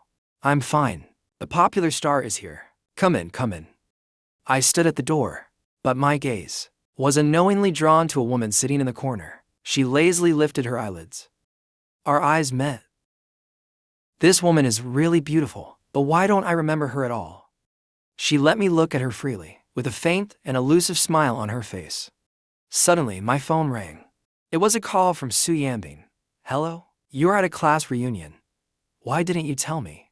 I didn't want to disturb your work. You don't have to be that considerate next time. I hung up and returned to the room. Li Jibin waved at me from the corner. I lowered my voice and asked, who's that woman? Li Jibin looked surprised. That's Wanru, the big sister of our high school. She even warned you a few times because of Lu Jinnian. You really don't remember. That's when it clicked for me. The book did mention Lu Jinnian had a childhood sweetheart. She went abroad later on, and now she's suddenly back. Is she here to steal someone away? I couldn't help but glance at her again. Didn't expect to catch her looking at me too. With a subtle, meaningful smile at the corner of her lips, I heard Li Jibin say, Brother How, can I take a photo with you? I looked away and saw him gripping his phone tightly, his eyes full of hope and nervousness, with a small smile. Of course, Li Jibin always treated the original character as a friend, but the original character never cared about him, so they didn't even have a single photo together. I took the initiative to move closer. Only then did Li Jibin react and happily opened his camera just as Wanru's gaze swept over. She saw me and Li Jibin taking a selfie and laughed a little foolishly. Big sis Wanru, do you want to?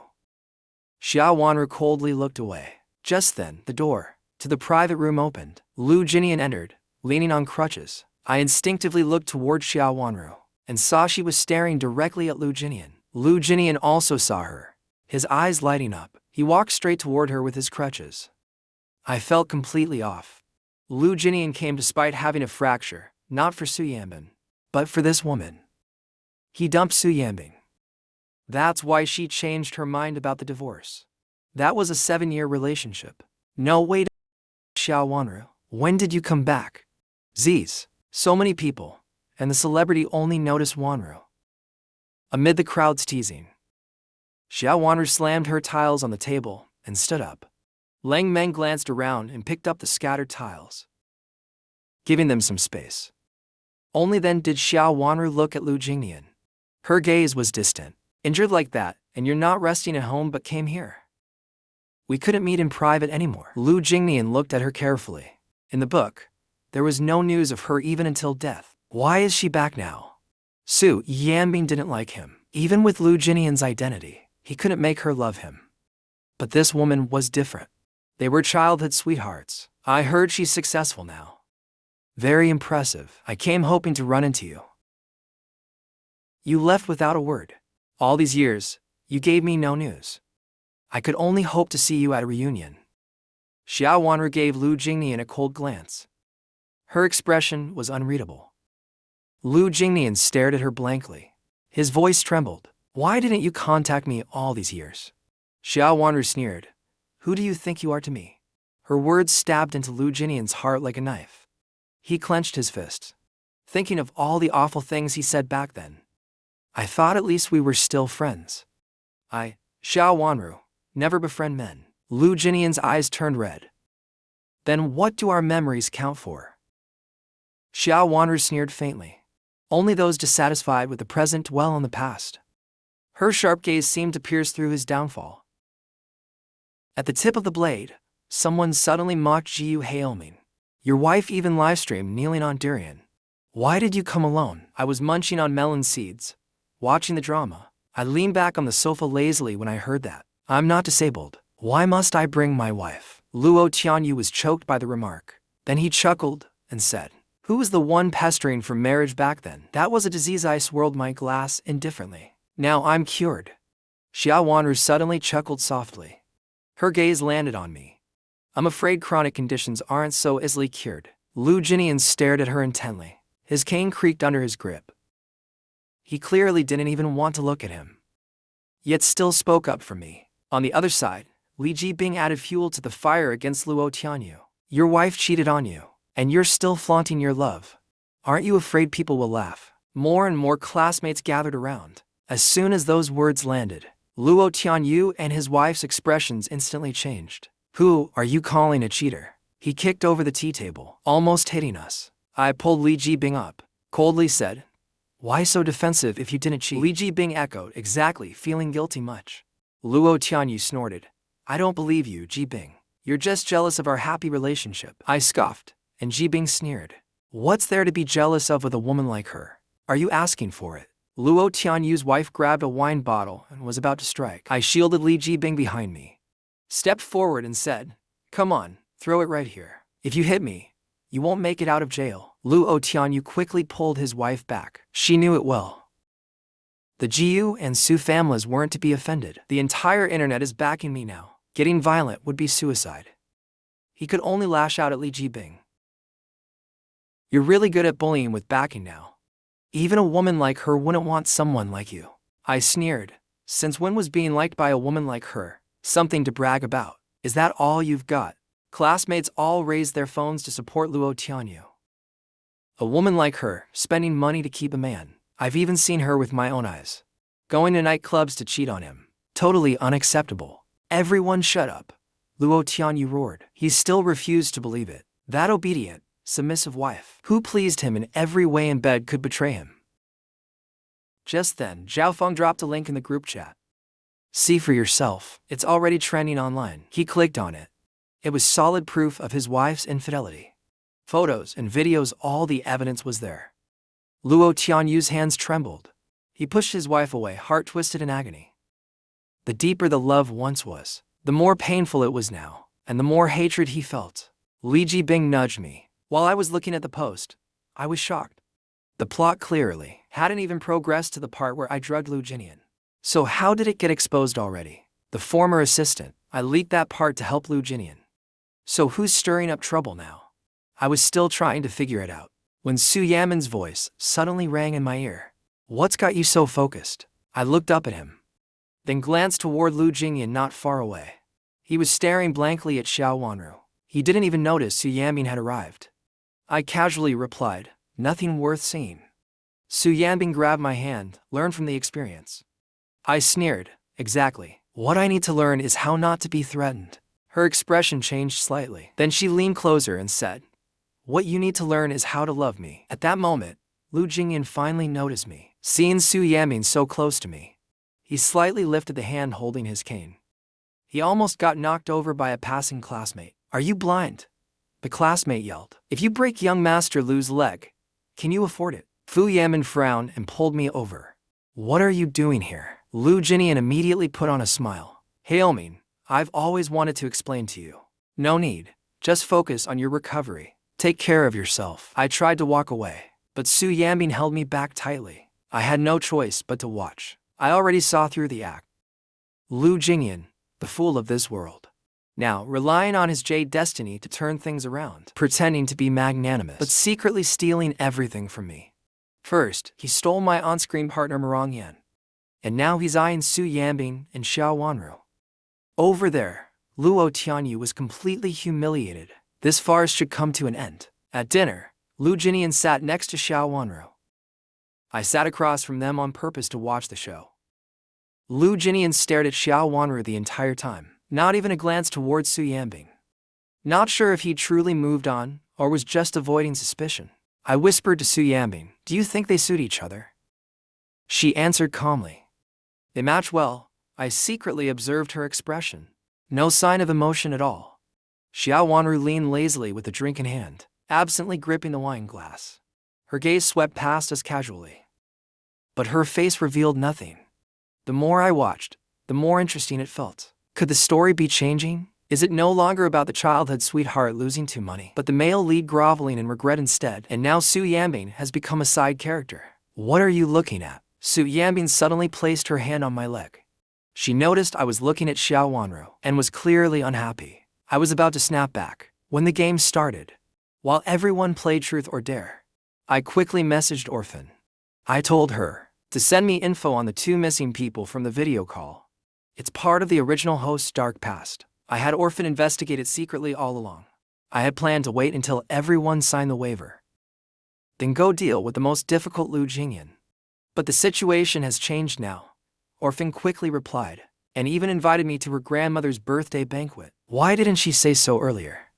I complained about not having time to prepare a gift, but still agreed to go. I sent the photos to the hacker in the meantime. Just after I messaged Dark Knight Surprise, the bottle mouth pointed right at me. "Truth or Dare?" someone asked. The crowd started cheering. I put away my phone. "Truth," the question was. "Aside from President Su and your mom, have you ever liked another woman?" "I have," I said without blinking. I answered with full seriousness. "To be exact, I've always liked her." That never changed. The whole room went silent instantly. Su Yanbing gripped her wine glass, her eyes fixed straight on me. After a short silence, the room burst into noise again. Who is it?" Li Jibing grabbed my arm excitedly, pressing for answers. I smiled and said, "That's the next question." Then I spun the bottle. It pointed precisely at Xiao Wanru. "Wanru, Wanru," the crowd chanted. Amid the cheers, Xiao Wanru put away her phone. She looked up and met my gaze directly. "Truth or Dare?" "Truth." "Which guy here would you most want to kiss during a game?" "Dare." I barely finished the sentence, and the whole room exploded again. Everyone knew Xiao Wanru had a crush on Lu Jinnian back in school. Tonight, she even sat next to him on purpose. Xiao Wanru's eyes fell on me, and a mischievous smile tugged at her lips. Lu Jinnian's fingers clenched instantly. Jiu Haoming really knows how to stir things up. "President Su, your husband's being eyed by someone." Su Yanbing's expression turned grim. Xiao Wanru lazily replied, "It's just a game." "President Su, don't tell me you're a sore loser." She finished and spun the bottle again, amidst the crowd's cheers. It pointed at me once more. "Wanru, ask him who that woman really is." Xiao Wanru leaned back in her chair. She gave the right to ask to everyone else. I slowly took a photo out of my wallet, pointed at the person in it, and said, "My grandmother." Everyone looked speechless. Su Yanbing was also stunned. Xiao Wanru stood up to leave. Lu Jinnian quickly followed. Xiao Wanru, can you give me a ride? And maybe visit my mom. She's been talking about you all these years. Xiao Wanru was cared for by Aunt Lu when she was young, but she didn't want any ties with Lu Jinnian now. You're a big star now. Aren't you afraid of rumors if you ride in my car? Lu Jinnian shook his head. I'm not, but I'm afraid you are. Xiao Wanru directly refused. Lu Jinnian gripped his cane tightly, watching her back. He took out his phone and messaged Luo Tianyu. Do you know who exposed your wife's affair? It was Jiyu Haoming. He just wanted to see you become a joke. Luo Tianyu was smashing things at home. Seeing the message made him even angrier. Even his mom called to scold him. Your wife kept a boy toy, and you didn't know. And you're still flaunting your love. Get a divorce immediately. I received a message from Dark Knight Bleeds. 1 million if done in 5 days. 500,000 if done in 10 days. I was a little skeptical. What if she couldn't find anything in 5 days? She quickly sent over an electronic contract. If the task isn't completed in time, double penalty will apply. I paid an advance of 300,000. If she finds the truth in 5 days, I'll finally be free of the danger Su Yaming poses. Back home, I just wanted to shower and sleep. I had just picked up my pajamas when Su Yaming dragged me into the bathroom to shower together. Su Yaming, let me go already. You keep seducing me but never let me touch you. If you're not tired of this, I am. Su Yaming looked at my frustrated face and laughed enchantingly. Kiss me. She wrapped her arms around my neck. I kissed her half-heartedly, using both hands and feet, trying to end it quickly. But she was getting better at holding back. Soon, she took full control. Haoming, say you love me. Her voice was hoarse and seductive. Seeing me resist, she bit my lip lightly and said, say you love me. I cursed at her in my heart poison. You want love and obedience? Say it again, say you love me. But no matter how many times she said it, Su Yambin still ended up pushing me away. I pretended to be mad and slammed the door as I left. The next second, I heard retching sounds from the bathroom. According to the book, she was allergic to me, found me disgusting. She actually kissed me and threw up. Could she really be falling for me? Is she starting to awaken some sense of self? Is that why she's been tormenting me the past 2 days? But thinking about her threats, I dismissed the thought.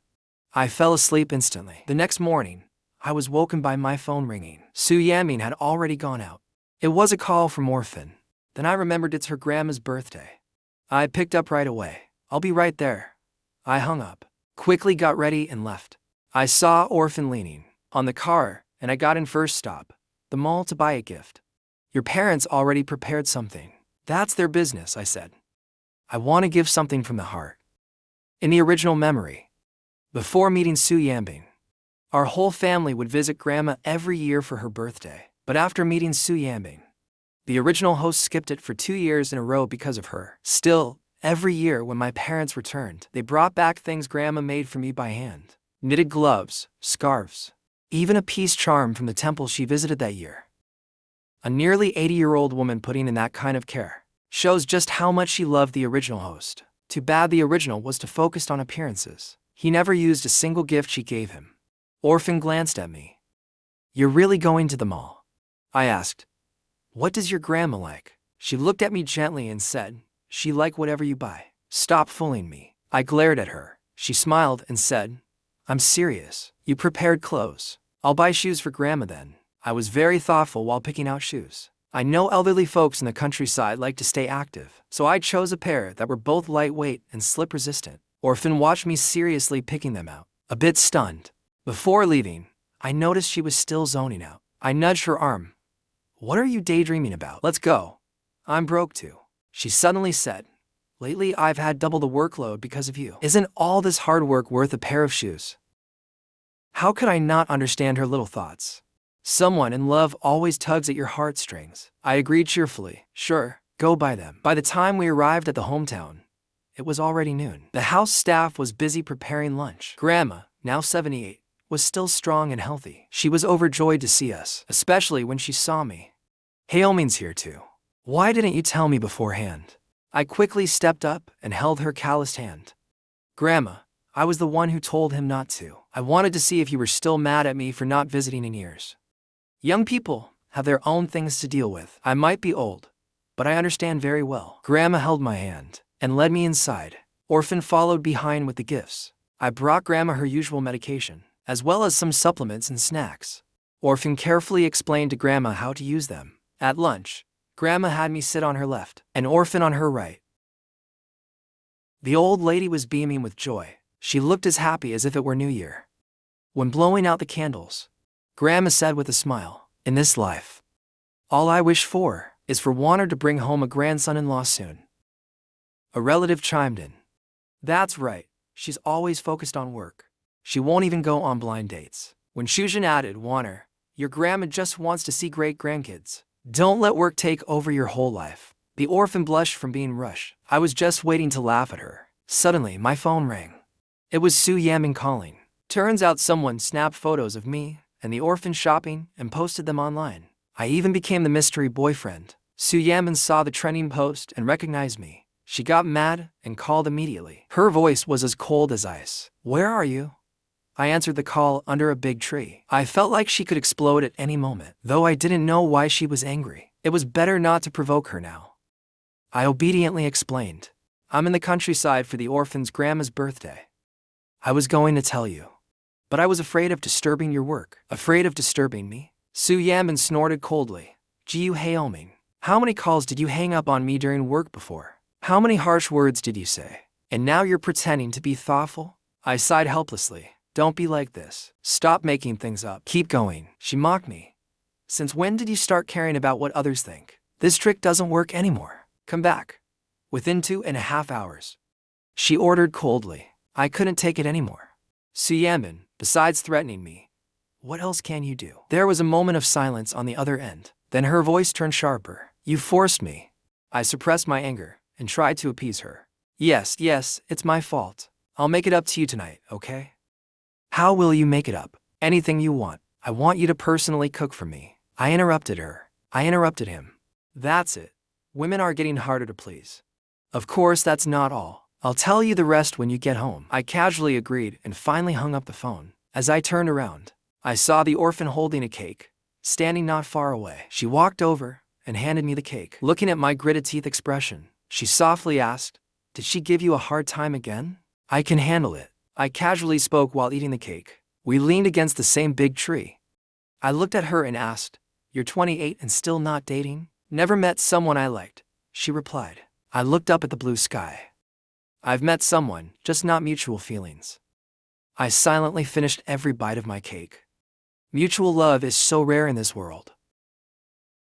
Most of it ends in unrequited feelings and regret. Then I turned to look at her. She looked back at me. "It's better to be heartless. Don't let someone who doesn't love you ruin your life." A flicker of emotion passed through her eyes. She reached out and ruffled my hair. "You've grown up. Now you're giving me lectures. Don't mess up my hair." I dodged her hand. Knowing how deeply she felt, I only felt more guilty. I hoped she could let go of that obsession, but I wasn't sure if she heard me. The afternoon breeze blew gently. We leaned under the tree, each lost in our own thoughts. It was a rare moment of peace. The adults chatted until after 2 p.m. Then my parents got up to say goodbye. Gur wanted to stay with her grandma. I politely said goodbye. As I was leaving, Grandma stuffed a gift into my hand. I opened it and nearly choked. It was 2 pairs of baby tiger head shoes. "You've been married 2 years, time to have kids. Grandma's eyesight is still good. I made you 2 pairs. Wishing you double the happiness." I forced a smile. "I love them. Really love them. I'll try to have to show Grandma." I packed the gift at the bottom of my suitcase, glanced at the time, said a few words to my parents and left. Went home to cook for Su Yanbing. Sweating in the kitchen on a hot day, cursing in my heart while cooking. Thankfully there was air conditioning. Dinner was ready, but no one came back.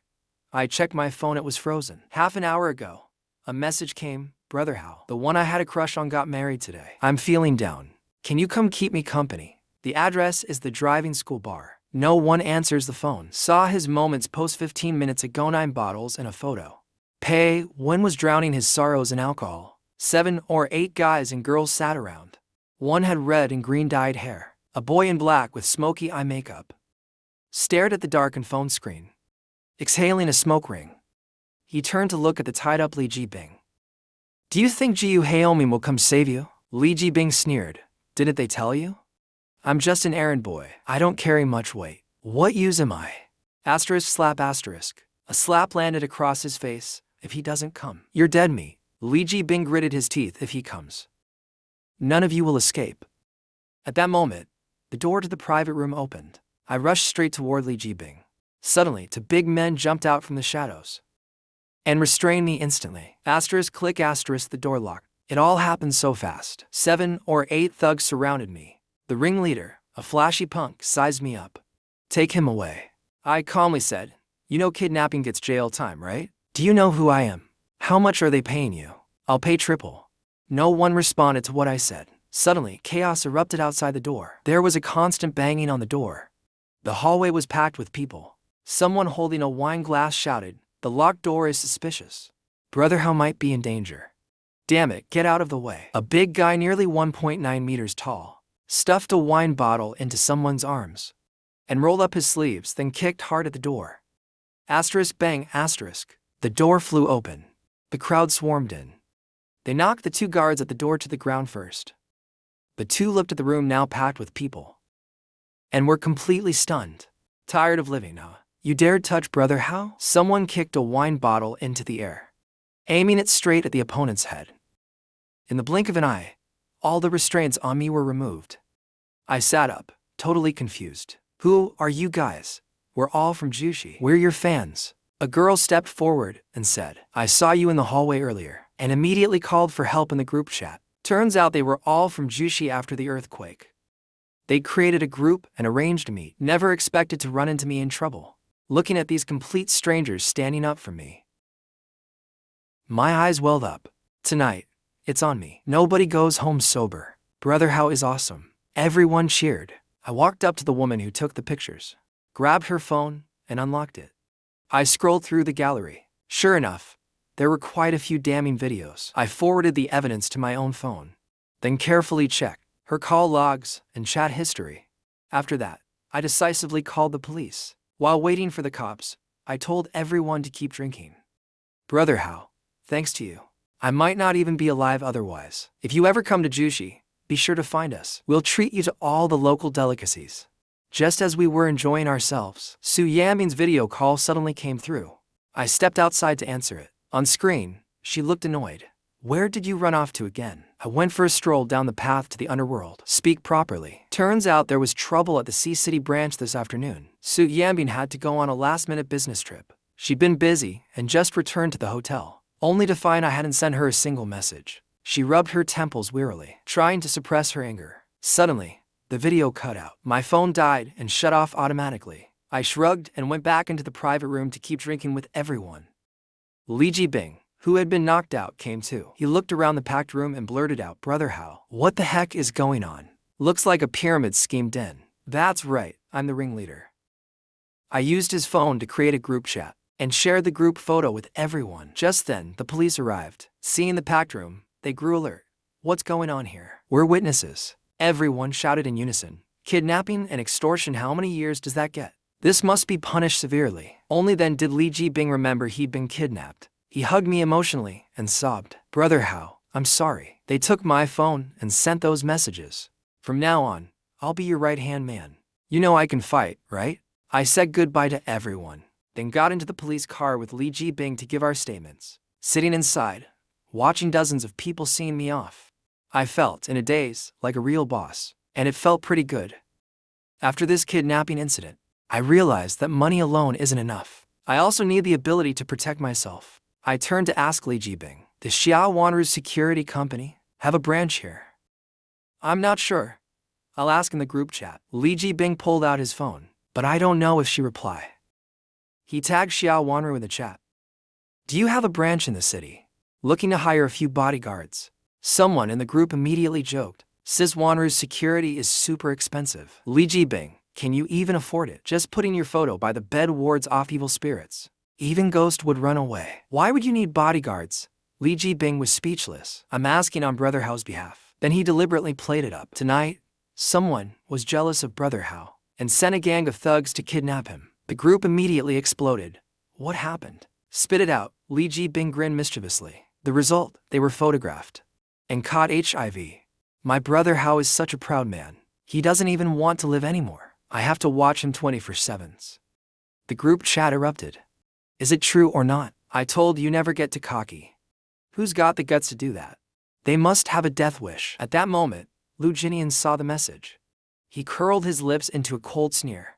So dirty, and even infected. Who'd want someone with an STD? A moment later, he scrolled to a Douyin video. In a large group photo of 50 to 60 people, I was surrounded in the middle like a celebrity.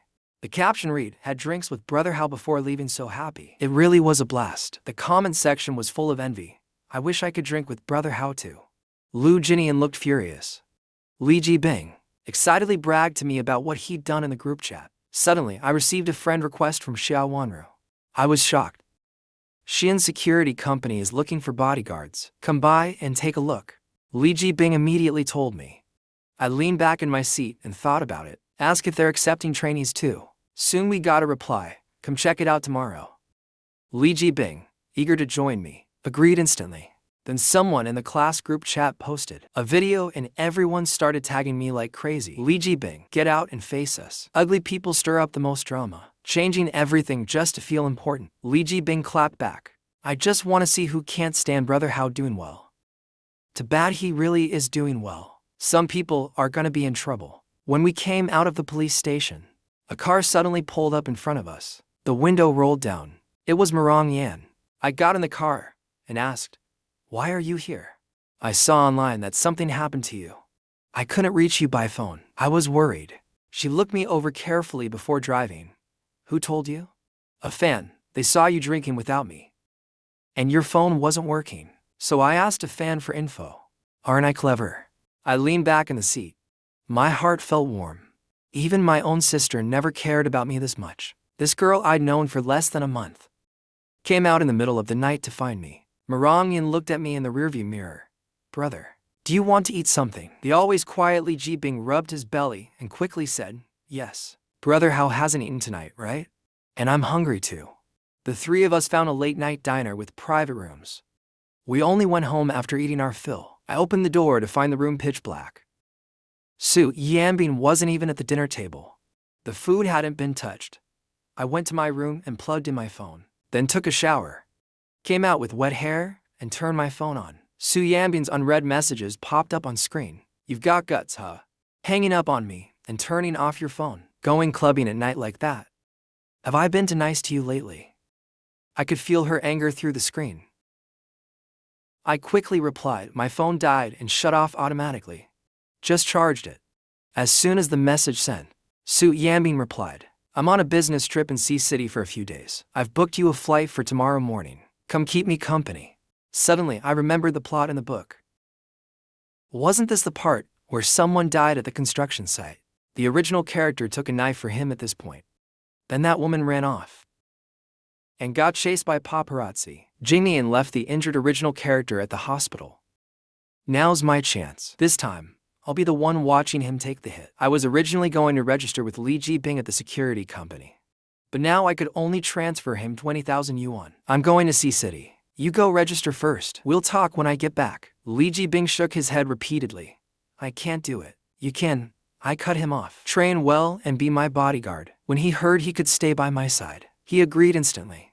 While waiting for my flight, I browsed the news. HX and the story were still trending hot.